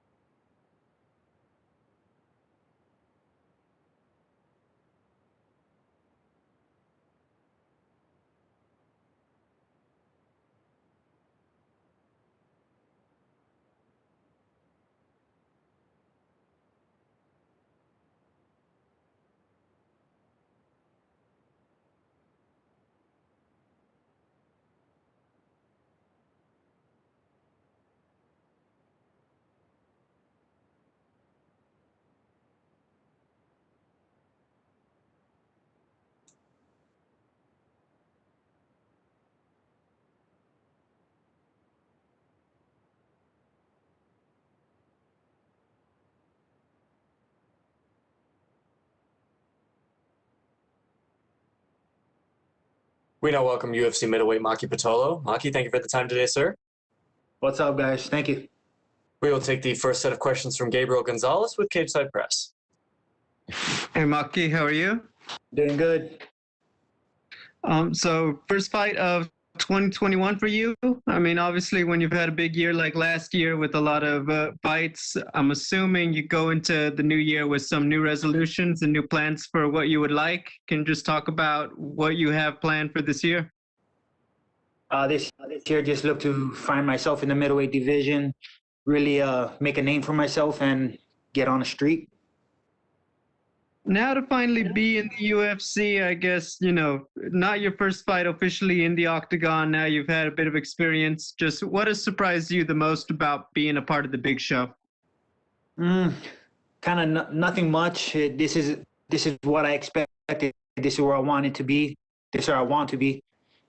Yeah, so nothing much, man. And just prepping myself for the bigger dogs and getting ready to show the best version of myself every time I get in there. We haven't seen Julian Marquez in a minute. So just what are you expecting from him? Just do you study a lot of tape? Do you feel like that wouldn't be accurate when you're doing your strategy? Just how have you prepared for him since he's been gone?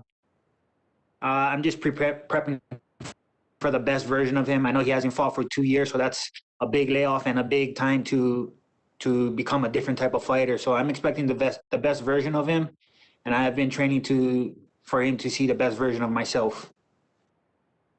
My final question, I'm asking all of the fighters this. You guys are fighting on Valentine's Day weekend. Maki, what's your idea of the perfect Valentine's Day? A long walk on the beach back home and a good dinner. I mean, that sounds great, man. Hey, thank you and good luck. Thank you.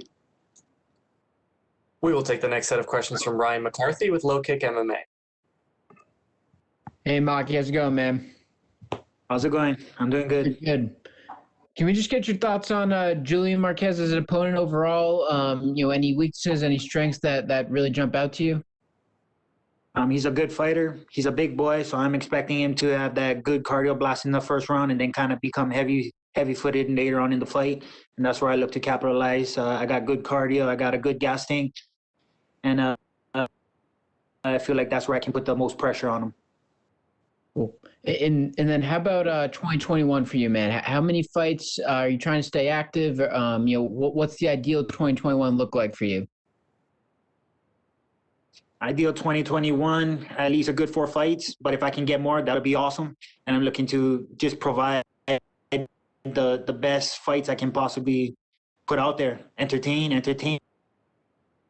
Yeah, for sure, man. And entertain. For sure. And then how about a post-fight meal after a nice W on Saturday? What's that look like for you?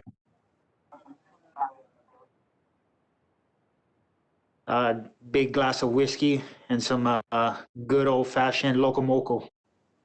Nice, man. Well, best of luck on Saturday. Good luck, and we really look forward to seeing you fight, man. Thank you. I appreciate it a lot. We will take the next set of questions from Nikita Gorshenin with Sport Express.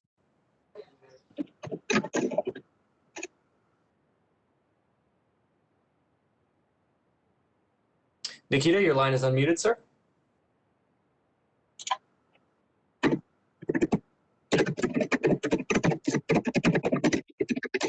All right, we'll move on to our next journalist. We will take the next set of questions from Alfredo Bush with Claro Sports.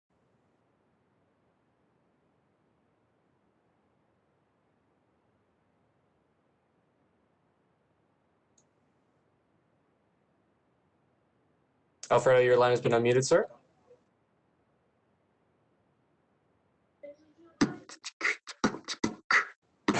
Sorry about that, Maki. As a reminder to all the journalists participating, click the hand icon if you wish to be added to our queue for questions and you will be unmuted. Click the hand icon again if you are finished or if you want to be removed from the queue and don't have any questions. We will go to Luis Fernando Coutinho with Canal Encarada.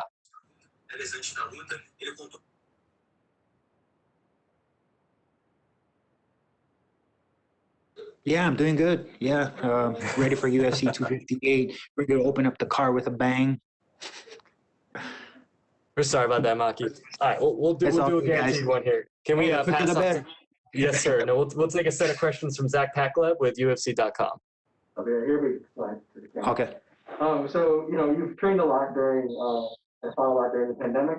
How have you kind of refined that process? If I understand correctly, you're living out here and training out here. So what was the process for you? After my last bout with Impa, I meant to just stay out here for a month, kind of get evaluated by the PI and kind of see how things go around here.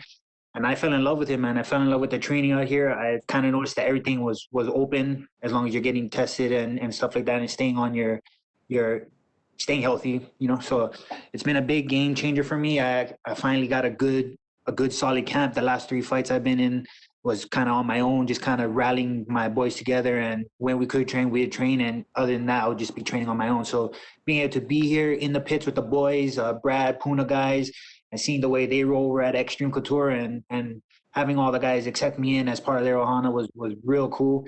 And we here, man. I got a full camp. I've been at the PI with the best in the world. They've been getting me primed up. So I highly believe this is the best coconut bombs you guys are about to see.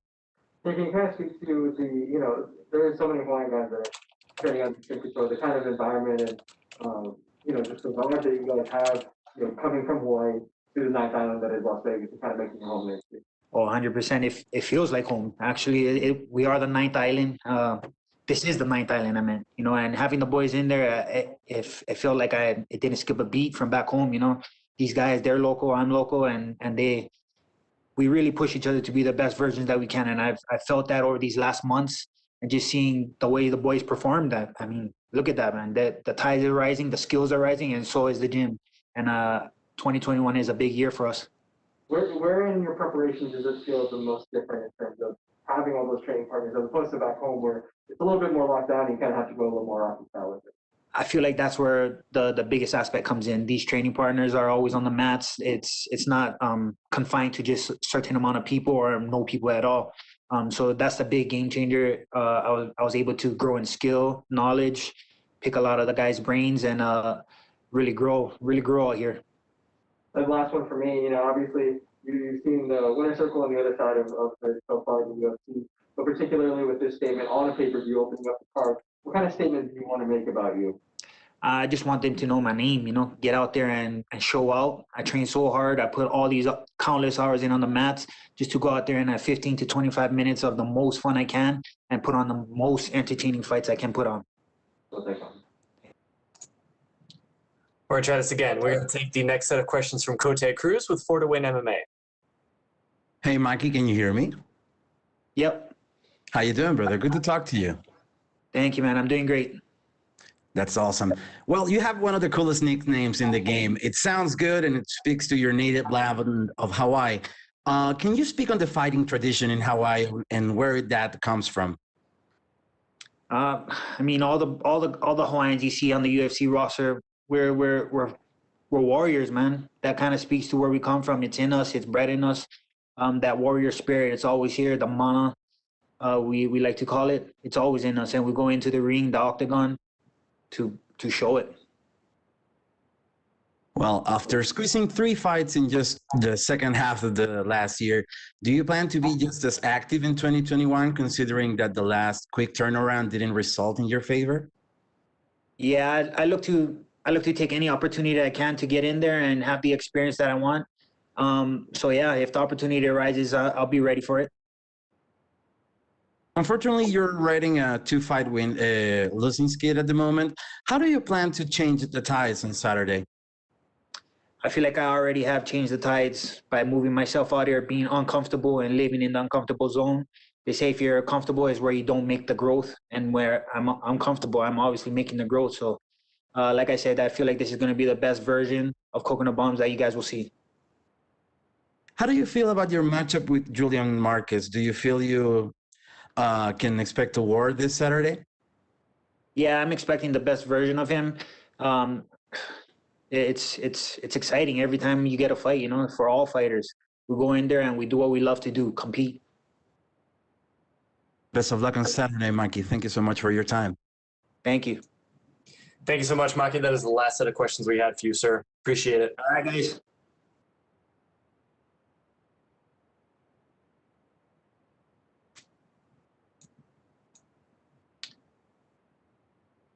Next up, we will be joined by UFC lightweight Bobby Green. And please, as a reminder to everyone, if you still have your hand icon up but do not wish to ask a question, please select that hand icon again to be removed from the queue.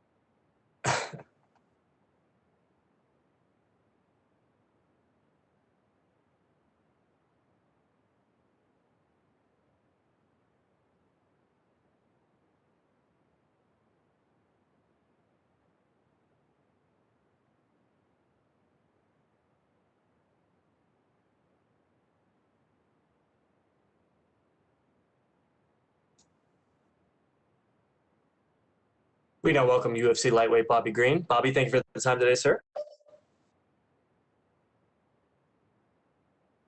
We will take the first set of questions from Ryan McCarthy. What's up? What's up? How's it going, Bobby? What's up, Ryan? What are you doing? Good. Hope all is well. Hope the weight cut's going well as well. And can we get your thoughts on your opponent here, Jim Miller? Definitely a big name in the sport as well. Your overall thoughts on him going into this fight. My overall thoughts on Jim.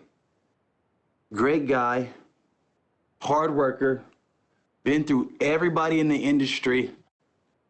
So what can I bring to the table to challenge Jim? What is he hasn't seen that he hasn't seen? And he hasn't seen me.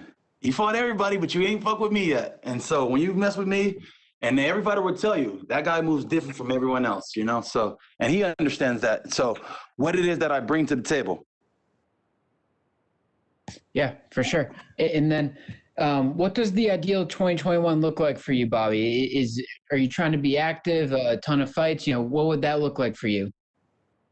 I didn't know last year was going to be fucking active, okay? And make sure we're clear. I'm just doing me. I'm having fun. I'm on top of the world, baby. I'm on top of the world. And can't nobody stop this energy. I'm on top of the world. It's going to be a great year. I don't know if it's going to be 6 fights. If it'll be 2. I might get called next week to come back and I'll say, hey, I'll do it. I'm down for whatever. There's no plan but God's plan. That's what I follow. I love it, man. I love it. And then can we get your thoughts on, of course, you compete in the lightweight division. Lots of controversy in this division at the top. What are your thoughts? Who should be fighting for the title next in this division? Who should be fighting for the title? That's a great question. For the title, I feel like Oliveira earned his keep. Dustin has earned his keep. Chandler's in the mix. That's so hard. If my feelings on it, I feel like Chandler needs one more. I feel like Dustin's put his work in, so he's going to be we already know that's the A side. The question is, who's the B side? Is it Gaethje number 2? Is it Conor number 2? Is it my dog, Nate Diaz, which, I would love to see that shit.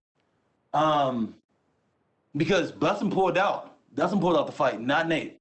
But Nate doesn't want to fight up to 170, so it has to be at the 155 belt. It's going to be for the 55 belt. I think it's got to be Charles and Dustin, if I got an opinion on it.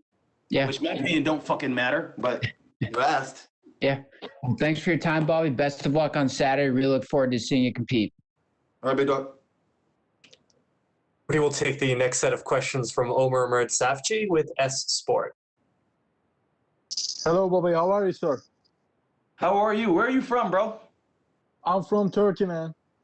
Oh, Turkey. Okay. My girl was just out there in Turkey. I got to come out there and see y'all. Okay. We're waiting you. Bobby. You gonna let me come stay with you?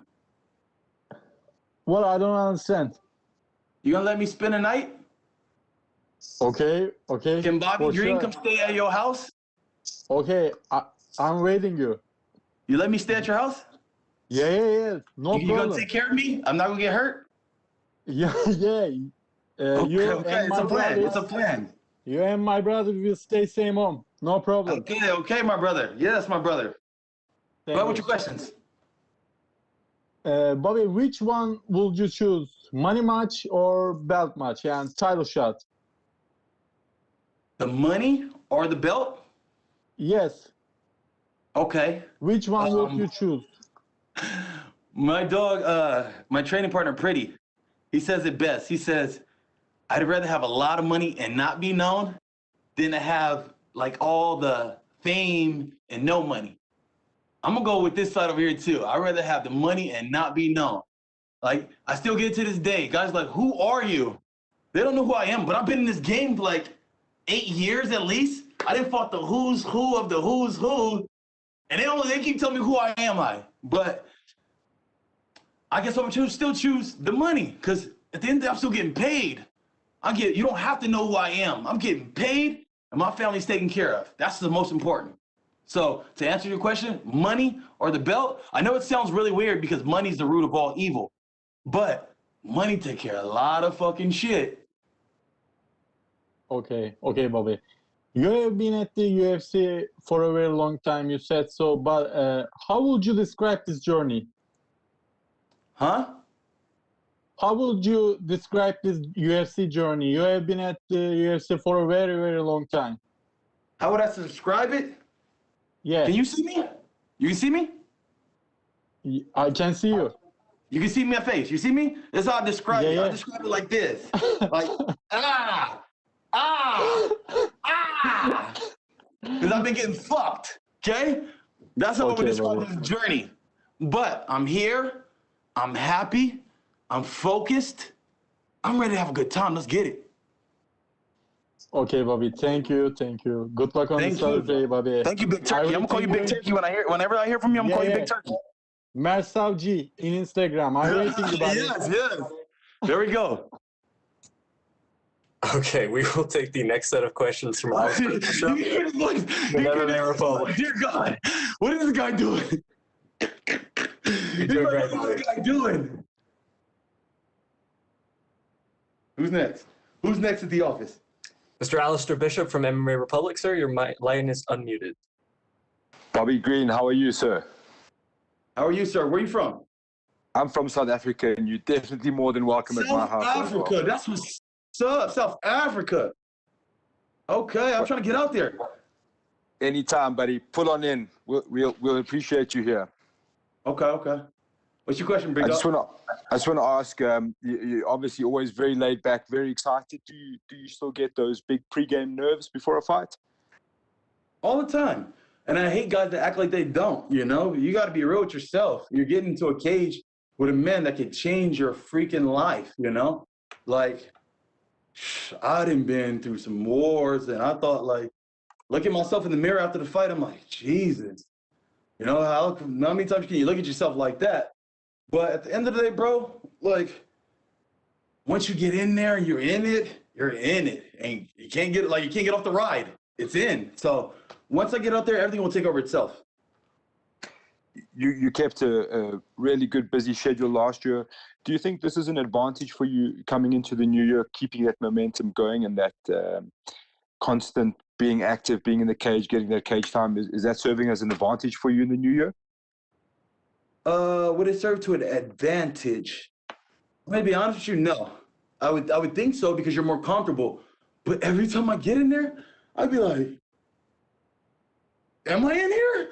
I'll be feeling like I'm not me. You know, I don't know if this is weird type of thing, but it's almost like I'm watching me stand there like, bro, move your feet.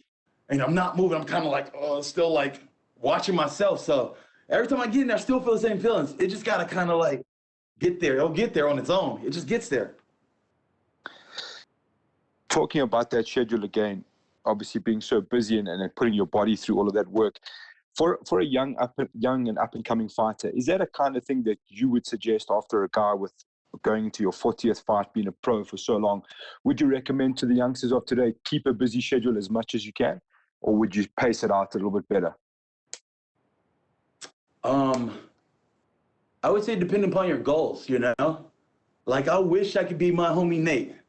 Nate can go sit back for a year, sit back for 3 years, come back, make a ton of money, and be like, fuck you, I'm out of here. Call me when they get something important. But that's not me.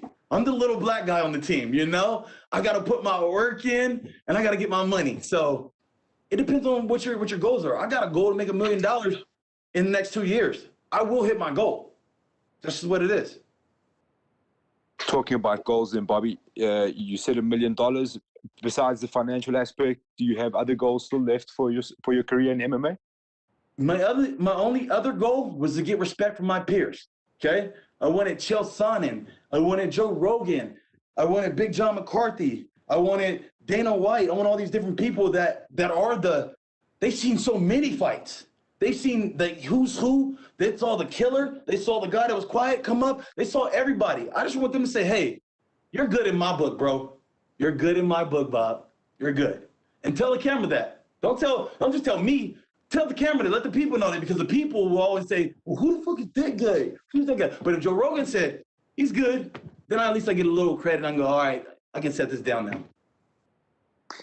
You've got another legend coming up in Jim Miller. Is there any other legends on the list, or any legends' names that you still wish to face? Legends on the list. Legends. Man, that's great. Who else is a legend that's still around? Like, my boy D said it. I've been here for a long time. I watched all universe leave. The guys there is no Gray Maynard. There is no Benson Henderson. He's not here. Those guys are gone. DC, I love the guy. Not Dominic Cruz, but I'm talking about Daniel Cormier. I was here. We had a title fight together in King of the Cage. Like, to watch him leave now. All the guys are leaving. I'm still here, you know? So, legends, I think there's only a few left. There was Clay. I got Clay already. I got Jim now, you know? There's not too many of those guys left. It's young guys. It's the new and upper-comers. It's not really guys that are still kicking in the sport like we do. There's only a few guys that can stand the test of time. Nate, Clay, Jim, me, we're all those guys that we stood the test of time. Last one for me, Bobby. I've seen you post often about your love for jewelry. Anything exciting for sale this week? I've been telling myself, I was thinking about going to get a new bracelet, but I do want to bust down. But I got so many expenses right now, bro, that I need to take care of. My focus was trying to get out of debt. That'd be nice, but I got enough jewelry right now. That's cool. If somebody wants to sponsor me something, cool. Shoot me something, maybe we'll do some business. I'll shoot you half and I'll promote half, cool. So any jewelry sponsors, hit me up. But besides that, I'm really focused on paying off my house right now. That's my number one thing, is paying my house off and being debt-free. Best of luck with that, and best of luck on Fight Night. Thank you, sir. Thank you, South Africa. We will take the next set of questions from Jim Varsalone with the Miami Herald. Hey, thank you. I'm just curious. You're very outspoken. You're very candid and honest. I'm just curious, how much is social media a benefit for you, what you're doing, what you want to say? And do you do a podcast? And if not, would you ever think of doing one? No, I don't do a podcast. And I know you say I'm so open, but I'm open because you guys are forcing me to be, okay? This was an interview that was demanded of me. I don't do many interviews. Maybe if I like you, I'll do an interview. If I don't know you, I won't do an interview. I'm the kind of guy that's in the shadows. Like, you won't hear from me. That's why people say, who are you? I'm going to go in the shadows, be in a little cave. I hide in the cave with my little jewelry, my little weed, and that's what I do. Don't judge me. That's what I do. I'm in my cave with my family. I worry about those guys, and I'm in this lab, and I'm working on how am I going to make my family better? How can I make my friends' lives better? I'm trying to be the best friend I can be. I'm trying to be the best fighter I can be. I'm trying to be the best lover I can be. I'm not worried about anything that's happening outside of those things. I don't worry about interviews. Interviews, I don't even do them. I don't do interviews, okay? If somebody begs me to, maybe they're a friend or if a friend, I'll do it. But besides that, bro, I don't do this shit. Half the time you guys say I talk too much. So, fuck it. Hey, listen, thank you, though. Very good. Thank you. Thank you, sir. We will take the next set of questions from Pablo Santamaria with Noti MMA Ecuador. Hi, Bobby. Can you hear me? Ecuador. What's up? What's up? What's up? Hey, it will be amazing to have you here in Ecuador. You will be welcome. There's a lot of things that you can do here. Oh, man. Hey, send me a ticket. I'm there. Okay. The first thing I want to ask you is, you are coming more motivated into this fight because you lost the last one, but it was a very close fight that a lot of people thought that you won. Yes, sir. For sure. You said that Nate is your boy, but would you fight him? Fuck no. You know, me and Nate have a loyalty thing. He sat me down and was like, hey, when you're not fighting this guy, he said, I can't fight Gilbert. We're not fighting. I can't fight this guy, Yancey. Those three guys, I can't fight those three guys. He's like, those are the homies, and we got that bond. And so we have that gentleman's agreement. We're never across those lines. We're homies. We're cool. You know, and even though he's up north and I'm down south, I still got love for that dude no matter what. It's always going to be NDA. You know what I'm saying? For sure, for sure. And you've been on the game for a long time, and you've been fighting the best guys in the world and putting shows, amazing shows. So what's the key for doing that for such a long time? What's the key to doing that for such a long time? It's got to be in you, okay? It's just me being me. I'm doing me. This is how I fight. This is the style that I try to push on to to different people. I think this is what fighting is for me. Some guys want to hug each other all day. I'll give you a little bit of that too, but I'm not trying to hug all day. I'm trying to make it exciting. I want something that's my style. I call it poetry in motion, meaning that I'm giving you this poetry. I'm giving you this art. It's happening in real time and it's a real fight. That's all I can say. Okay. Would you like to give some advice to the Latin American fighters, upcoming fighters, to get to the UFC or another great companies? Okay. I would say my advice would be to any up-and-coming fighters. I would say, one, know who you are. You have to know who you are and be confident in yourself. That's one. Confident in yourself. Every day that what you're doing will pay off, because there's gonna be a lot of times where problems are gonna come in. There's gonna be a lot of times where family's gonna come in. There's a lot of times where all these different side distractions are coming in and keep you from doing what you're destined to do. So stay strong and know who you are. Secondly, I would say it would be about, for me, it's about being good to people. I don't know. I can't say I just be good to people. That's how I got here. I've just been good to people. And somebody said, hey, you should help Bobby Green. And somebody else said, hey, you should help Bobby Green. And somebody else said it, and then next you know, I got a little bit of help here, and I got a little exposure, and it gravitated, you know. So spreading good energy to people, it'll come back. And that's all this is for me, is I've been good to people. And I'll pray that they're good to me, and the energy will come back, you know? Okay, that's an amazing advice. And my last thing, would you like to send a message to your Ecuadorian fans? Ecuador, I love you. Thank you for supporting me. Like, I haven't got to go out there yet, but I will. I promise. For sure. We will wait for you. Thank you for your time, Bobby, and good luck. Yes, sir. Thank you so much, Bobby. That is all the time we had for you, sir. Appreciate it.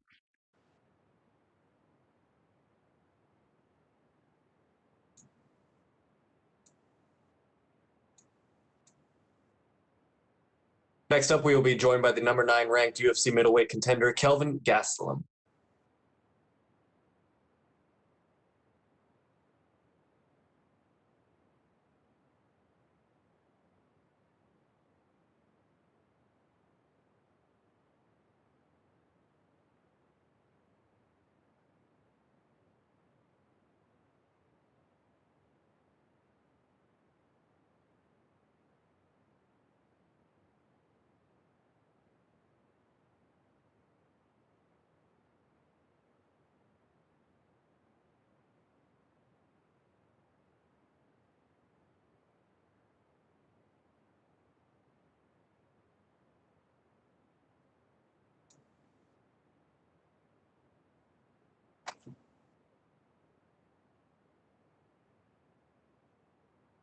We now welcome the number 9 ranked UFC middleweight contender, Kelvin Gastelum. Kelvin, thank you for the time today, sir. Thank you. Thank you for having me on. We will take the first set of questions from Carlos Contreras with Milenio Diario. Hola, Kelvin, ¿cómo estás? Todo bien, Carlos, ¿cómo están? Muy bien. Oye, quería preguntarte, tú a finales del año pasado decías que querías pelear antes que acabar el año, incluso hasta 2 veces. Pero Dana decía, es muy difícil porque Kelvin es de los mejores del mundo, no le podemos poner cualquier pelea. ¿Sí hubo alguna oportunidad de pelear el año pasado? Te quería preguntar primero, y luego, pues, ¿cómo te sientes en esta pelea con Ian Heinisch? Que obviamente, es muy importante para ti sacar la victoria después de la racha negativa. Sí, sí me habían dado unos nombres, pero la verdad yo creo los oponentes querían un poco más de tiempo de preparación, y yo quería pelear un poco más pronto. Entonces no se llevó a cabo los contratos, la pelea, la fecha de las peleas. Entonces no se llevó a cabo ningún combate. Entonces no peleé como quise. Y sí, obviamente esta pelea es súper importante para mí, pero la verdad es que me siento muy, muy bien para la pelea, muy bien preparado, muy bien mentalmente, que creo es lo más importante que me siento. Es la mentalidad que tengo en esta pelea, es mucho más diferente de los que antes, ¿no? Viéndote en el embedded, algunas entrevistas que ya se han publicado, te notas muy relajado. Y normalmente cuando alguien trae una racha tan negativa, está muy nervioso. ¿Cómo te mantienes alejado de pensar en las derrotas y enfocarte mentalmente en lo que será el sábado? Sí, no, yo sé el nivel de talento que tengo, ¿no? Y yo sé mis habilidades, sé lo que puedo poner en la mesa, ¿no? Y entonces estoy confiable, tengo confianza en eso, en mis habilidades y, ¿verdad? Como siempre estoy um, confiante en que voy a salir con la victoria. Finalmente, de mi parte, Kelvin, los que te seguimos en las redes hemos visto que eres muy fan de Cobra Kai. ¿Vas a pegar primero y pegar fuerte o cuál es la estrategia? Así es el plan, ¿no? Pegar primero, pegar fuerte y sin piedad. Hey. Muchas gracias, Kelvin. Gracias. We will take the next set of questions from Gabriel Gonzalez with Cageside Press. Hey, Kelvin, how are you? Doing well, my man. Thank you. I know he just asked it. I don't want to get too far, but we saw embedded. You have that giant Cobra Kai, flag in your gym. Are you Team LaRusso or Team Johnny Lawrence? Who's the better sensei? You know what? I used to be Team Miyagi-Do, but I think the script has flipped a little bit, and now that we see a little bit more of the backstory and the history of what really went on, I kind of turned the page and switched teams to Johnny Lawrence, man. Talking about it, you fought plenty of guys, welterweight and middleweight. How does Ian Heinisch compare to some of the names you've taken on in the past?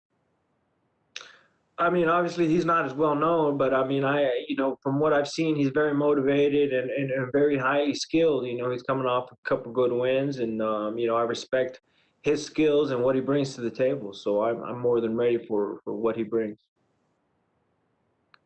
Talking about this fight, you've had quite the career already so far. What's the next step that you're looking for? I'm assuming it's staying active, but if you could map out 2021 for Kelvin Gastelum, how does it look like? Yeah, I'm going 3-0 this year. I want to be active and fight at least 3 times and go 3-0 this year. I notice it's pretty dominant MMA heavy main card. Obviously, Kamaru, Gilbert, yourself. Does Ali Abdelaziz throw you guys a party on Sunday or something when all of you guys are together? How does that work? Because I know he takes care of the team. No, I mean, Ali does a very good job taking care of all of us and anything we need. But no, it's not like we all get together after, no. My final question, I'm asking all of the fighters this. You guys are fighting on Valentine's Day weekend. What is Kelvin Gastelum's idea of a romantic Valentine's Day? Yeah, just a nice dinner. Just a nice dinner with some good company and some good wine and some good laughs. Hey, thank you and good luck. Thank you. We will take the next set of questions from Hunter Brownstein with MMA Weekly. Hey, KG, can you hear me? Yes, sir. How are you, my man? I'm good, man. Hope you're doing well as well. I noticed you said you changed your mindset a bit going into this fight. What adjustments did you make to your mindset going into it? Yeah, I feel like I'm just more present, more in the moment. And whereas in the past couple fights, I feel like maybe my mind was a little bit thinking a little bit past that, instead of being in the moment and focusing on my opponent. Rather than thinking on the variables that come with the wins. I noticed in your Q&A with Kamaru Usman and Megan O'Leary, he gave you massive props for your performance against Israel Adesanya at UFC 236. What does it mean for you to get that kind of recognition from your peers, let alone a welterweight champion? And do you utilize that recognition at all as motivation for the fights ahead? I just think the past is the past, and I had fun.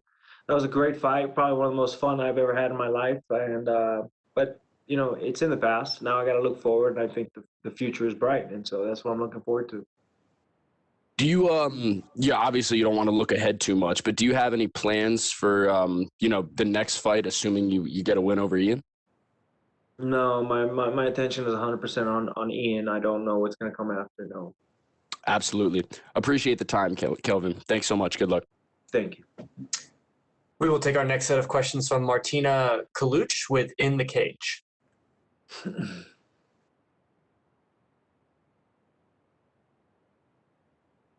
Martina, your line has been unmuted.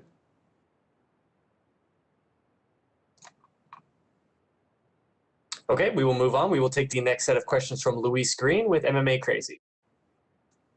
Hi, Kelvin. You just touched on it just then about, your experience being in there against Israel Adesanya. I'm just curious to know what you think about him moving up to light heavyweight to challenge Jan Blachowicz. Yeah, I think he's going to do really well. I actually think he's going to win. And but at the same time, is he going to be defending both belts? I don't know. That's the only question that comes to mind is like, is he going to move up and stay there, or is he going to defend both? Do you think that holds up the division at all? Him making that decision to move up?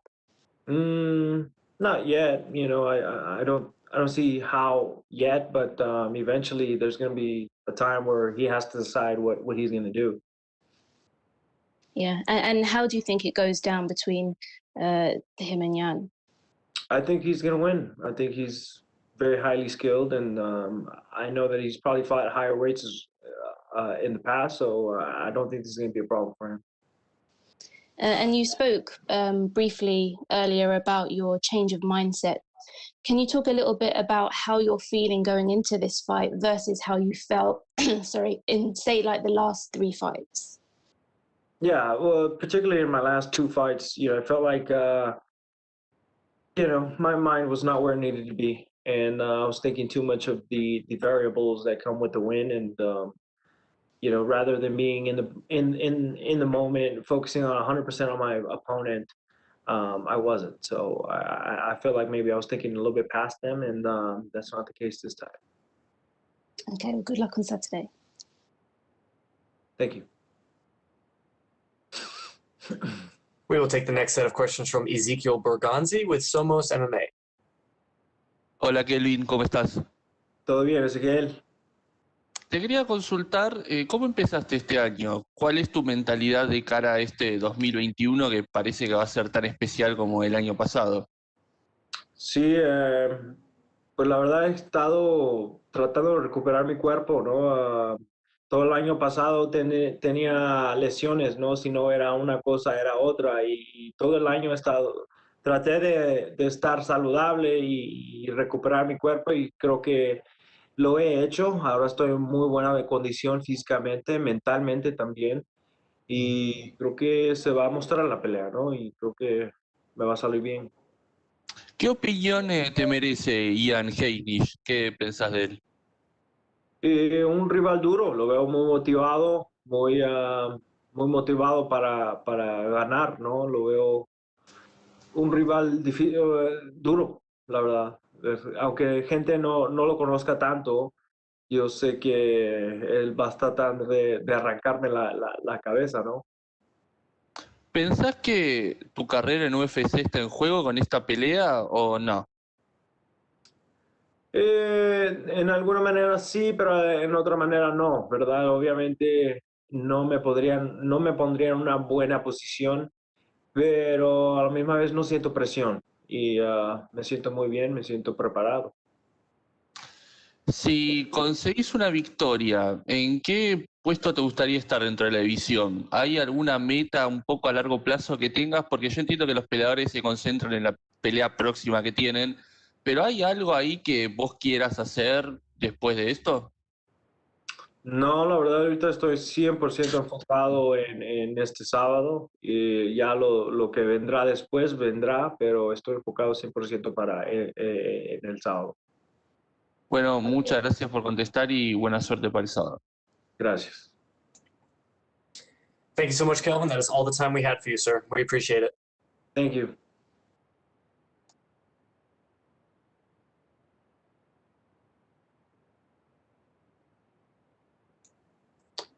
Next up, we will be joined by the number 10 ranked UFC women's flyweight contender, Macy Barber.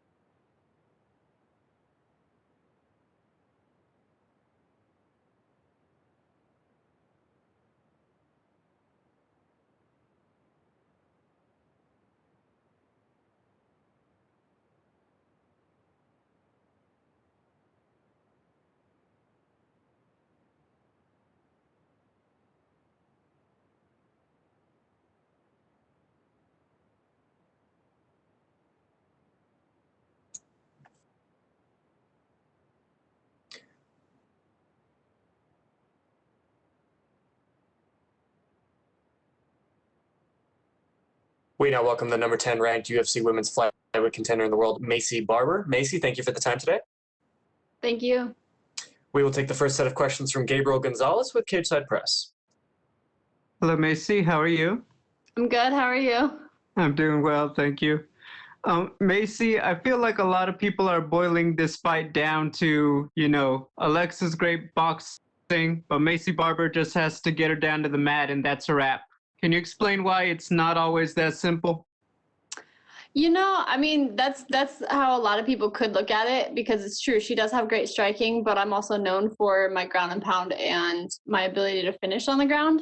But for me, I feel like it's not just, Alexa has great striking. I know that I have great striking as well. That's all we've been focusing on ever since, my last fight, the fight before, it's always continuing to evolve. So my striking has improved, my grappling has improved, and so has my wrestling. So, but yeah, fights are never going to be just like, oh, this is a one and done. Like, it's never going to be as simple. It's a fight, anything can happen. So you can expect a standing, on the grappling, wrestling. It can go just about anywhere. I know that you're always working hard in the gym. Obviously, the injury slowed that down a bit, but, you're very married to the game, so to speak. You're young in your career. What is something that you've, finally gotten good at in terms of just the fight game that maybe you weren't, so great at earlier in your career? I think one of the biggest things for me, and just in overall like training and evolving as a fighter and athlete, is just the maturity. It's not just the training, it's also the recovery, it's also the nutrition, it's also just the mental preparation. And I think just being able to fully train and learn everywhere has helped me a ton. And for me, I don't just want to be a good fighter. I want to be a good professional athlete. I want to be a good overall human, and just like my whole body, like everything. And I want it to all be 100% and the best I can be. Yourself and Sean O'Malley still remain come from season one, kind of like the faces of Contender Series. 2020, several guys had a chance to headline UFC events. None of them got the win. You versus Jojo Calderwood would be a great main event on a fight night. Do you feel like you could be the one to kind of get that first main event victory for the Contender Series guys and girls?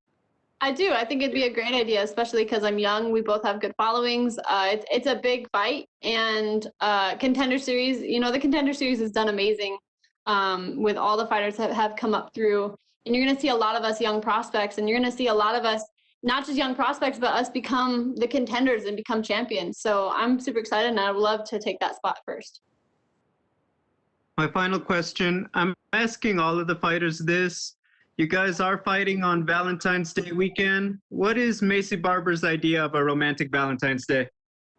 I actually don't know yet. But I have, honestly, this fight has been the main focus, and it's been a bummer to not have everybody be able to be here with me, my friends, my family, but my family is actually on their way right now so that I can spend the day with them afterwards. So I'm probably going to be spending it with my family and my friends. Hey, thank you, Macy, and good luck. Thank you. We will take the next set of questions from Martina Kaluch with In the Cage. Hello, hope do you hear me? Sorry. Hello? Me? Oh, hello, Macy. Hi. Just wanted to make sure that you hear me because I had some technical problems further. Okay, Macy, just 3 questions from me. First of all, I would like to know what kind of lesson did you take from this fight with Roxanne Modafferi? I think for me, the lesson that I learned was just overall just patience. And it wasn't just in the fight. It was mainly after the fight that I learned that, patience and just mentality of being able to learn in different ways. Okay. And fighting in co-main event, is it like some additional stress for you? No, things happen. The co-main event fell through with Chris Weidman getting positive. So obviously that sucks for him and his opponent, but I'm definitely excited to be able to be moved up to co-main event. That's just closer to being main event, and I feel like that's where we belong. So I'm excited. I'm sure that you've heard some words from ESPN presenter Stephen Smith and he said that he doesn't like to watch women punching their face each other, and he doesn't want to watch women MMA at all. What would be your message for Stephen Smith and all those people, mainly guys, who don't like women MMA? You know, I feel like for females, we are in a male-dominated sport, but that doesn't mean that we can't do that as well. You know, we are very good, and you've seen it with some of the best fights in all of MMA have come from women. You know, Joanna versus Weili is a great example of that, and that was something that people are always going to remember. And for people like Stephen Smith and all the haters, most of them can't even throw a punch. So there's a lot of opinions that I have on that. But really, I've been focused on this fight, and I've just been waiting to be able to say what I want to say about different things like that for the end of the fight. Of course. Thank you very much. Have a great fight. Thank you. Yeah. We will take our next set of questions from Damon Martin with MMA Fighting.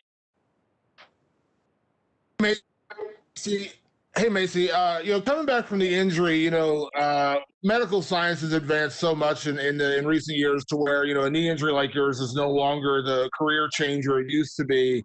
As you come back from that, how have you felt in terms of, your confidence on the knee, things like that? Because, again, I know that is a big deal, especially for a fighter like yourself who is so dynamic with your kind of explosive takedowns and things like that. How was that coming back? And I hear a lot of fighters say they actually feel better, after coming back from something like that.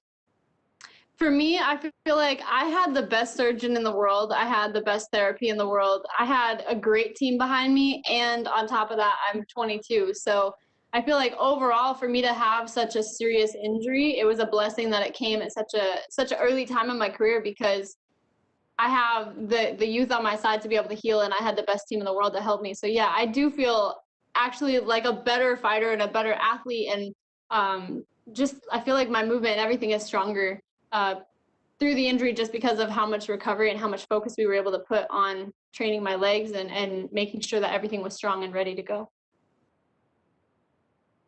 I know you've worked with a lot of different coaches, during your career. I know for this camp you were working with Mike Valley and Izzy Martinez, the team out in Chicago. How much has that team added for you? I know talking to Mike Valley when he was working with Felice Harrigan said that he's built a really strong program, especially for the women's fighters in his gym. So how much has that team added to you as you come back for this fight?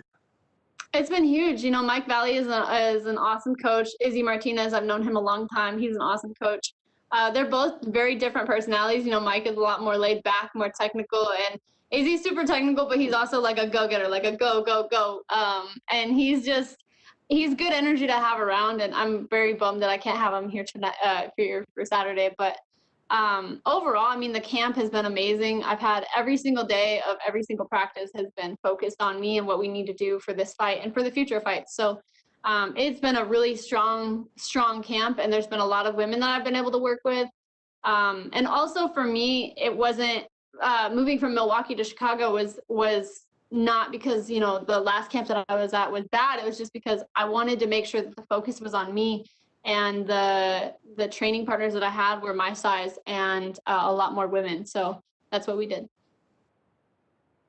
When you first got to the UFC, Macy, you had no problem setting high expectations for yourself, saying you wanted to be the youngest champion in company history. Obviously, you can't predict a knee injury, knocking you out for a year. But obviously, as you come back now, what kind of goals, what kind of expectations are you putting on yourself as you step into this fight and kind of reintroduce yourself to the flyweight division? I always want to set high expectations. I'm never going to shoot and aim low and set low goals. That's not something I'm ever going to do, because it's not satisfying. I want to aim big, and I want to go for big things, because for me, the bigger the goal and the bigger the dream, the higher the reward. So, and the more I can push, I want to push, and I want to grind, and I want to grow to be the best that I can, and I want to shoot for big things. So, the goal and the ambition is still there, even from when I started and signed with UFC. Last one for me. You fought on big stages and you've had a lot of attention since you arrived in the UFC. But as you come back, this fight is obviously going to be a little more important just because of the time off and the injury. But you are stepping into a co-main event. on a pay-per-view. Do you feel like this is an opportunity for you to really shine and kind of remind, the rest of the flyweight division from Valentina Shevchenko on down, that you are here and that you are still coming for everybody in the division? Because this is a, kind of a bright spotlight for you to fight under. This is a huge fight, especially being, like you said, co-main event against a tough opponent. And it is. I'm coming off an injury. I'm coming off a loss. So a lot of things are going to be huge and really good and really big when I win. And I'm super excited to be able to show all the flyweights that I'm still here and I'm still coming. And I know that I don't have to show them because they already know. Thank you, Macy. We will take the next set of questions from Cote Cruz with 4-to-Win MMA.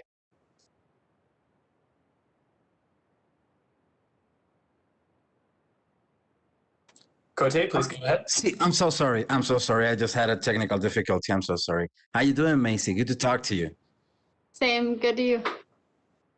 Well, being a young prospect, it's a rite of passage to have the octagon jitters, the first UFC loss. You had both in the span of 2 years, I guess. What could you say are the biggest lessons on your UFC career so far?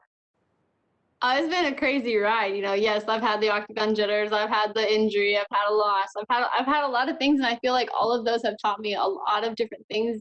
Everything that I've experienced within my career in the UFC has been new. It's always changing. It's always evolving. And there's just a lot of things that I've learned, and it's made me just overall, I feel like, very wise in being just 22, and I'm like super blessed to be able to be here. You've done a lot of preparation at Valley Flow Striking.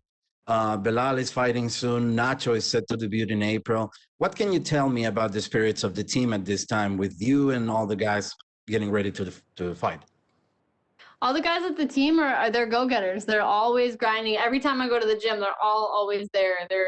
They're always training. Even after practice, they're doing the extra things. So being around that kind of energy has been, it's been really refreshing to be able to be around people that they just genuinely love what they do. They're always happy. It's always good energy, and they're always working hard. So I'm excited for us and for all of the things that we're going to achieve in 2021. Well, you're working your jiu-jitsu with Coach Rodriguez, am I right? I'm sorry, say that again? You're working on your jiu-jitsu with Coach Rodriguez, right? Yeah, we've been training at Valley Flow, yes, with him. Yes. Are you prepared to enforce your will if the fight goes to the ground? Yeah, we're always prepared, and Coach Alberto he's been awesome. The top game, the pressure, everything has been really focusing on what we already have been doing, but just making it just that much better. Grasso has been a big name in the organization for a few years now. What do you think a victory over Alexa can do for you in terms of future opportunities? I feel like a win over Alexa is big. It's obviously big because, like I've said in the past, she has a big following. She's a strong fighter. She's a tough fighter. She's been around for a while. She's got a solid record against a lot of solid fighters, and a win against her shows a lot of things because she hasn't just fought girls who you're like, who's that? She's fought Karolina Kowalkiewicz. She's fought Tatiana Suarez. She's fought some tough girls. So a win over her is going to show where it belongs. Final question from me.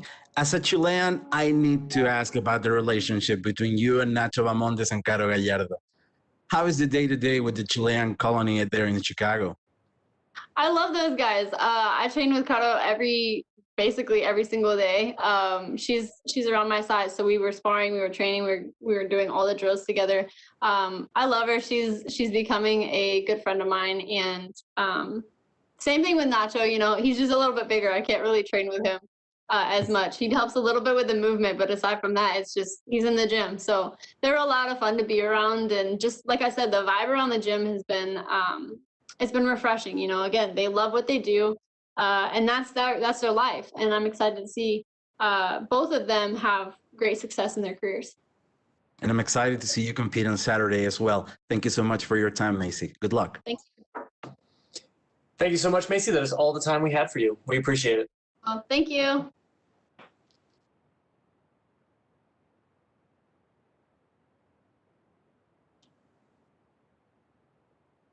Next up, we will be joined by the last athlete for the day, UFC welterweight champion Kamaru Usman.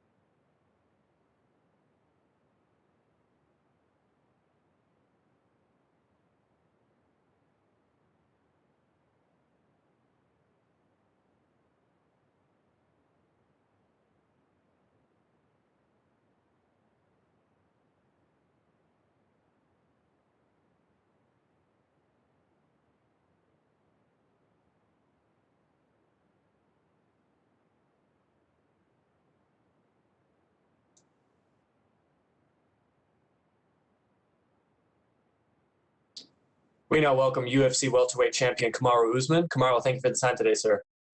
Hello. How are you? We're doing great. Thank you, sir. We will take the first set of questions from Gabriel Gonzalez with Cageside Press. Hey, Kamaru, how are you? I am wonderful. How are you? I'm doing well, sir. Thank you. Kamaru, I wanted to ask you something. You brought it up on the embedded. You talked about, it's weird how much your career has resembled Rashad Evans, Ultimate winner, champion, etc. I did want to ask you, there's a lot of talk about the return of the Ultimate Fighter.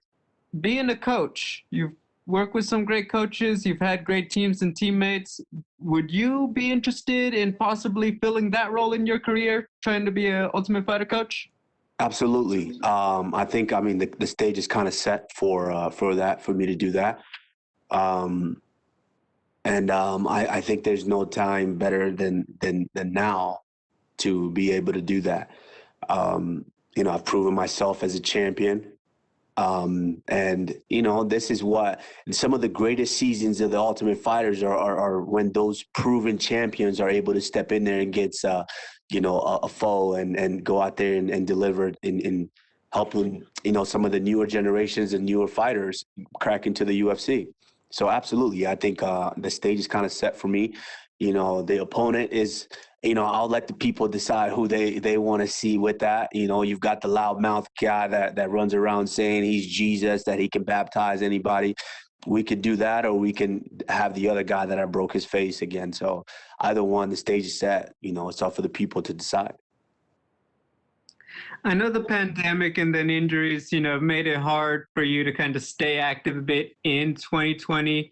Do you have a particular number of fights you'd like to hit? Like, do you want to try to get in there 2 or 3 times in 2021? Or is it just, the business and your management will handle that as long as you get a fight?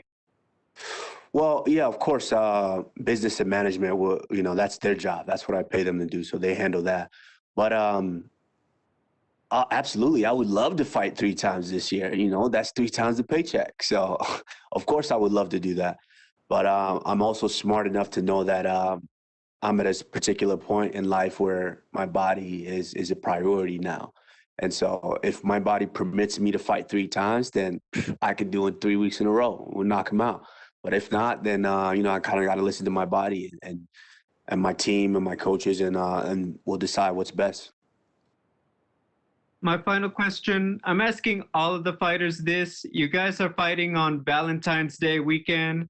What is the welterweight champion, Kamaru Usman's idea of a romantic Valentine's Day? Well, initially Valentine's would just be me and my daughter. I'm in a weird place now to where actually being a father and then you have a child where, and it's a daughter. I'm kind of in that place to where I have to display the example that I would want her to know and understand, and that I would want a man to give her. And so I have, one Valentine's, taking her out on a date, giving her flowers and all of that. And so, yeah, that's kind of my idea, is just of course, every day should be a day that you let them know that they're appreciated. But Valentine's just kind of, it's what everyone's doing. It's a designated day for you to show a little extra appreciation for them. So I've already put something in the mail for my daughter. Hopefully she receives it tomorrow or Saturday. Hey, thank you, Kamaru, and good luck. Thank you. We will take the next set of questions from Jim Barcelone with the Miami Herald. Thank you, champ. Like the hat. Appreciate it. Thank you. Hey, I just want to know, I'm in South Florida. So, champ, are you all still living here? I know you're not with Sanford MMA anymore. Do you still train down here, though? Are you living down here? And just a little bit of the dynamic there. Thank you. Yeah, I still have my place there. I'm actually kind of, a lot of people don't know that I left Colorado to come to South Florida. And so I spent 2 years of my life from 2010 to 2012 here in Colorado before I went to South Florida. So, Colorado's kind of always had a place in my heart. So I would like to, and I'm kind of in that process of getting a place here as well. But of course, I have that place down there in South Florida. I think it would be unfair for me to just uproot my daughter and her way of life right now and just move her all the way to Colorado. But, I definitely will be splitting time in both. And about this fight, such a big event. You've been in so many big fights. How do you look at this one? How does this one add to your legacy, if I could say legacy? Yeah, I mean, legacy is not something that I'm worried about right now. That's just there. That's something that people bestow upon me. I learned very, very early in the game when I was 1-1, and I had lost my second professional fight, and I was thinking, man, how do I build a resume? Like, what's going on here? And then it was the first time I actually ever, I was living with Rashad Evans at the time. I Googled him, and I saw his Sherdog, and I was looking at Sherdog, and I think he started his career out at like maybe 10-0 or something crazy like that. And I just remember going through and just seeing all the greens and wins and wins and wins. And I'm thinking to myself, how could I ever one day get this many greens on my resume? How could I do that? And I remember the talk with him where he was just like, you know what? You just got to take it one fight at a time. One fight at a time, just focus on the task at hand. And then when you're said and done, they will pile up. And that's what I've done, and I started doing that. And before you know it, I was 5-1, defending my team on the Ultimate Fighter finale. Next thing you know, everyone's saying, hey, you got one more fight to tie George St. Pierre for this record. So as long as I continue to just take it one fight at a time, I think, that's the important thing. So legacy, that's something that will come after when you look back on your achievements. But this fight is definitely important. Gilbert Burns is the toughest test to date, which is why he's fighting me right now. If he wasn't the toughest guy, he wouldn't be in there with me. I take him very seriously, and I'm worried and focused on just him. Once we get through him, then we could, when I'm done with my career, then we could worry about legacy. And you mentioned pile up, 16 in a row piled up, champ. That's pretty good. Hey, lastly for me, how's your brother doing? What's going on with him? And I know you're in your fight mode, but do you get to train with him a little? And that's it for me. Thank you. I haven't been able to really train with him. That's because, he lives in Dallas, Texas. And of course he's a big boy. And usually kind of our schedules are just kind of mixed up to where when I'm in a training camp, he kind of knows how to just kind of let me be in a training camp and go do what I need to get done in order to be successful. But he's a PFL heavyweight now. He's going to be in the PFL tournament. He was just out in Colorado a couple of weeks ago, and I was thoroughly impressed. He still has a long way to go because he's still a newbie in the sport. He's still very, very green. But I was extremely impressed by he's finally starting to get it. And that's one thing that I kind of questioned early on in this is, does he really want to do this, or is he just doing this because of me? And he's really starting to get it. He wants it. And that's a dangerous thing. You guys have seen him. My little brother is that guy that will run right through a wall if you tell him to, and if he believes in it. So I think PFL going to have their hands full with him, and I'm excited to see what he does. Thank you, champ. Thank you. We will take the next set of questions from Alistair Bishop with MMA Republic. Kamaru, how are you, sir? I'm wonderful. How are you? I'm fantastic. Thank you very much. I know this narrative between two teammates and former training partners has been played out quite a lot, and I'm sure you're pretty tired of answering the question. But what, if anything, has surprised you the most between yourself moving and what's being said by Gilbert Burns? I wouldn't say that I'm surprised by a lot of it, because you have to expect that from when someone calls you out and says, hey, I want to challenge you. You know, you have to expect that they're going to say and do whatever is possible and necessary for them to form that belief in themselves that they can get the job done. And so I wouldn't say that I'm surprised. I honestly, I would be, I'm a human being with human emotions. And, you know, when you spend so much time with that team, I've always been there. That was where my career was with the Black Zillions, and then, over to H Kickboxing, I was always with them. And when you are the guy who kind of helped, I was there from the start, and you go in and you give them the world championship. It's and then things kind of play out the way that they're playing out. It's kind of tough when people start taking sides. That's a tough one. And I would be honest if I said that wasn't kind of the most surprising thing to me. But at the end of the day, you got to expect it. He's coming and he feels prepared, and he feels like he's ready to go out and take me out. And it's my job to go in there and let him know that, hey, it's a dream. One day it might happen, but not while I'm on the throne. He mentioned, I think the question was about his title reign as a champion, and he was issuing out a warning to the top 15. What does that make you feel like? Has the respect level for Gilbert Burns changed by the way he's almost looking past you and saying things like coaches and teammates know about you and they're all kind of chipping into your demise? Does that change the respect level? I didn't get the first part of that. You said what? He was planning his title reign already, about the whole of the top 15 was already in trouble. Yeah, no. I mean, it is what it is. He has to say that. I mean, we hear it time and time again. Guys have to. They have to. If you don't believe in yourself, then why are you even in there? Or if you don't say you believe in yourself, why are you in there? Everyone has to say that.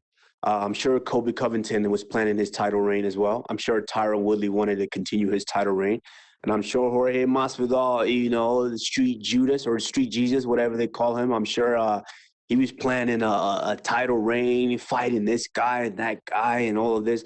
They all plan that. It is what it is. At the end of the day, all I can do is worry about myself and the things that I can control going into the fight. And as long as I've done that, then the outcome should be what it should be. The new look out at your camp, Justin Gaethje and Trevor Whitman, what would you say is the biggest takeaway or the biggest lesson you've learned from both Justin Gaethje and Trevor Whitman? Well, I would say with Trevor, I think it's just the basic fundamentals. And I knew it, kind of in my career. There was certain times where I would be preparing for a fight and I felt like, okay, I needed to spend more time on this. I'm not sharp here with this. Like my footwork is not there. My balance is not there. I'm not sharp there. But, I'm on a team with 40, 50 guys, and the coaches are gone every other weekend training and coaching other guys. So I kind of had to be the one to do the best that I can to bridge that gap on my own. And now kind of getting back to those basics. I mean, at the end of the day, everyone's kind of hit a heavy bag. Everyone knows how to hit hard. We all know that. I have punching power. He has punching power. But it's those fine details of, okay, this is you step here, and this is why you step here. You throw the punch here. This is why you exhale. This is why you squeeze your stomach. This is why you pull in tight. This is why the guard is up. This is why we roll with this. Just those fine details, I think, are what then starts to separate the good from the great. It's just learning those small details. And it was very tough to get those details on a team with 40, 50 guys with maybe 4 coaches, and the coaches are gone every other weekend. And so I would say, yeah, that's kind of been the biggest key of is getting that attention and being able to work on those details. And then with Justin Gaethje, it's just, I mean, being around a madman. You know, I call him a madman because he's just somebody who likes to, he's just there to fight. With Justin, I'm going into sparring, and it's crazy. It's like normal days, it's like, okay, I have wrestling practice today. Okay, it's going to be a tough one, but it is what it is. You know, I'm used to that. I'm going into grappling. Okay, it is what it is. I'm used to that.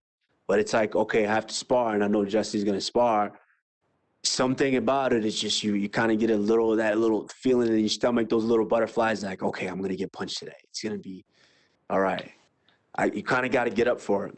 And then when he comes in, he's just like a hurricane. He doesn't spare anything. He'll just jump right on you. And so that's been great to have someone who puts me in the fire. You know, I'm able to still feel that fire. Yes, it's a new surrounding, new environment, but I'm still able to feel that fire to where when I get in there, that's not going to be a foreign feeling to me. Fantastic.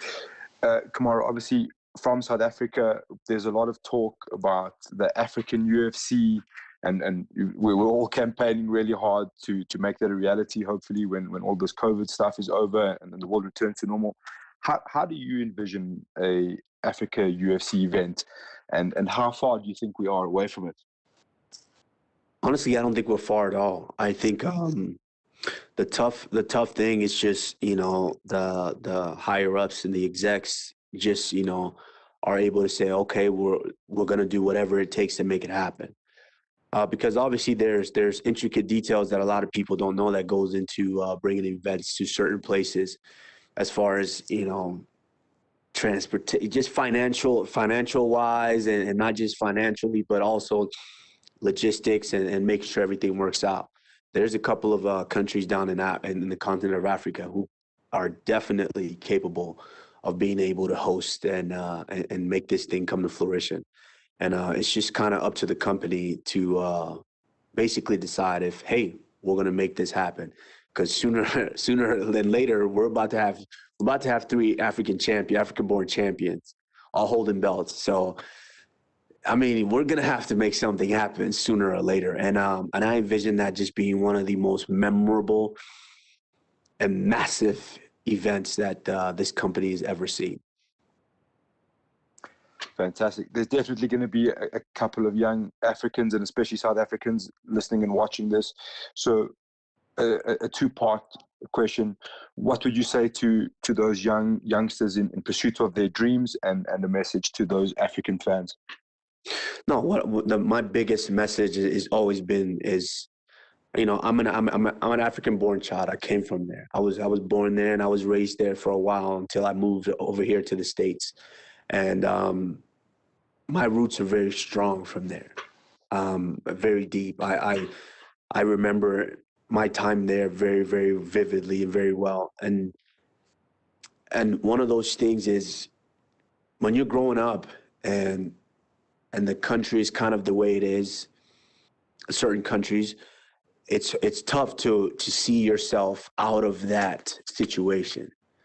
It's tough to ever see yourself like, we had a well. We had to go out and get fresh water, boil the water in order to be able to have stuff to cook for the day and take care of ourselves on a daily. And this is what I come from. And I know this is what a majority of some African kids are going through and living in right now. And for me, being that symbol of hope that, you know, just because this is a situation that you're in right now, this is not necessarily where you're going to end up. Nobody knows tomorrow. My story is living proof of that. And Israel Adesanya is living proof of that. And of course, Francis Ngannou is living proof of that. And so it's just that message to let all my Africans, and not just Africans, but people all over the world know that, you know, your situation, your circumstances today are not always where God has designed for you to end up. Inspiring. Thank you very much. So best of luck. And as always, Africa is behind you. Thank you. I appreciate that.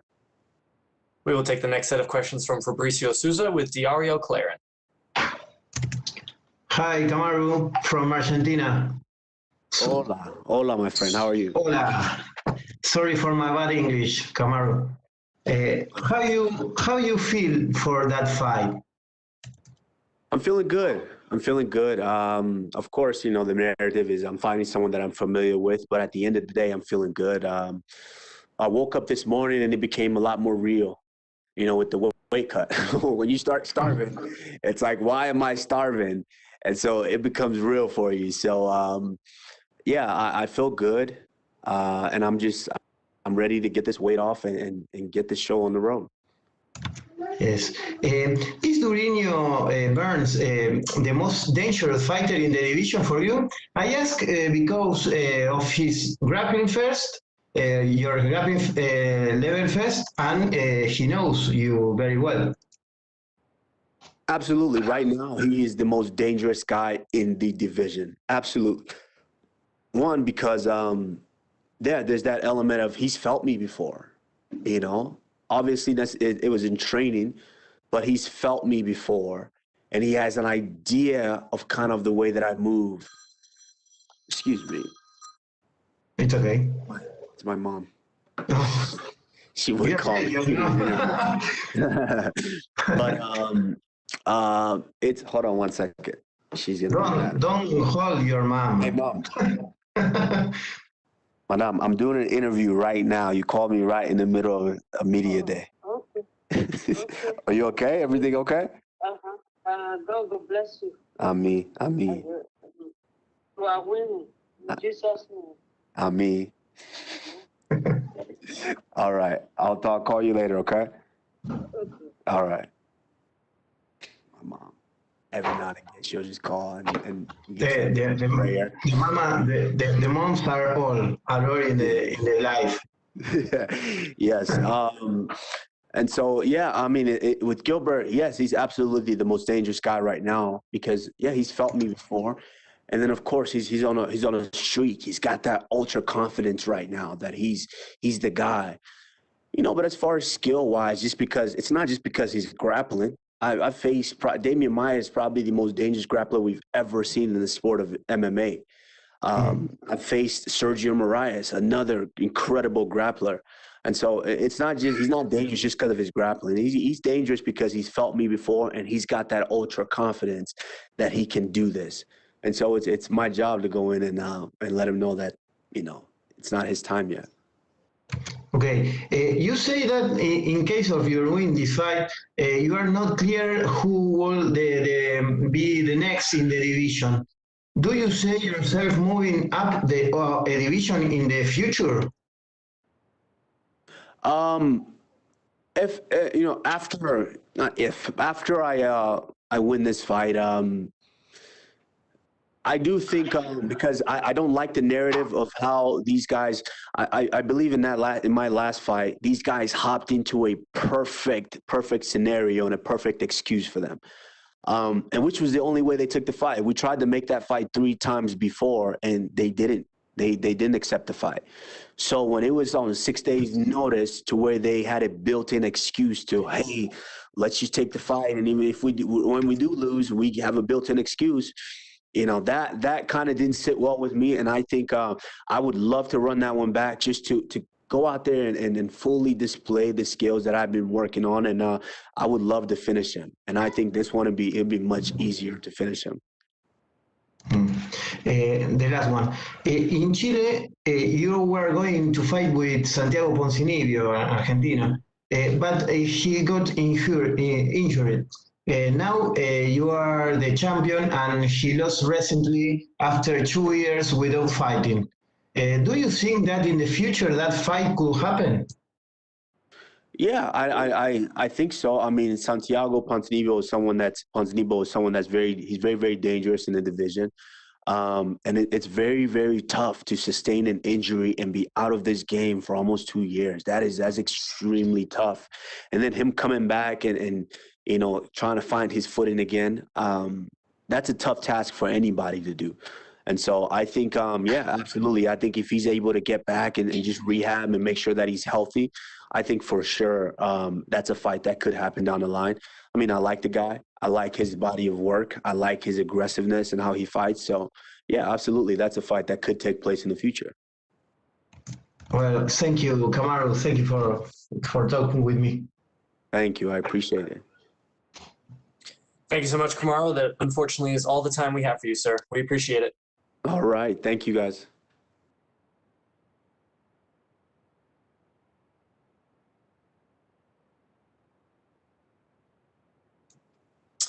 And that concludes today's virtual media day. We apologize if we were not able to get to you and your questions today, but we would like to thank everyone for joining today's event and your supporting coverage. We will distribute video downloads from today's events to your emails as soon as they are available. Have a great day, everyone.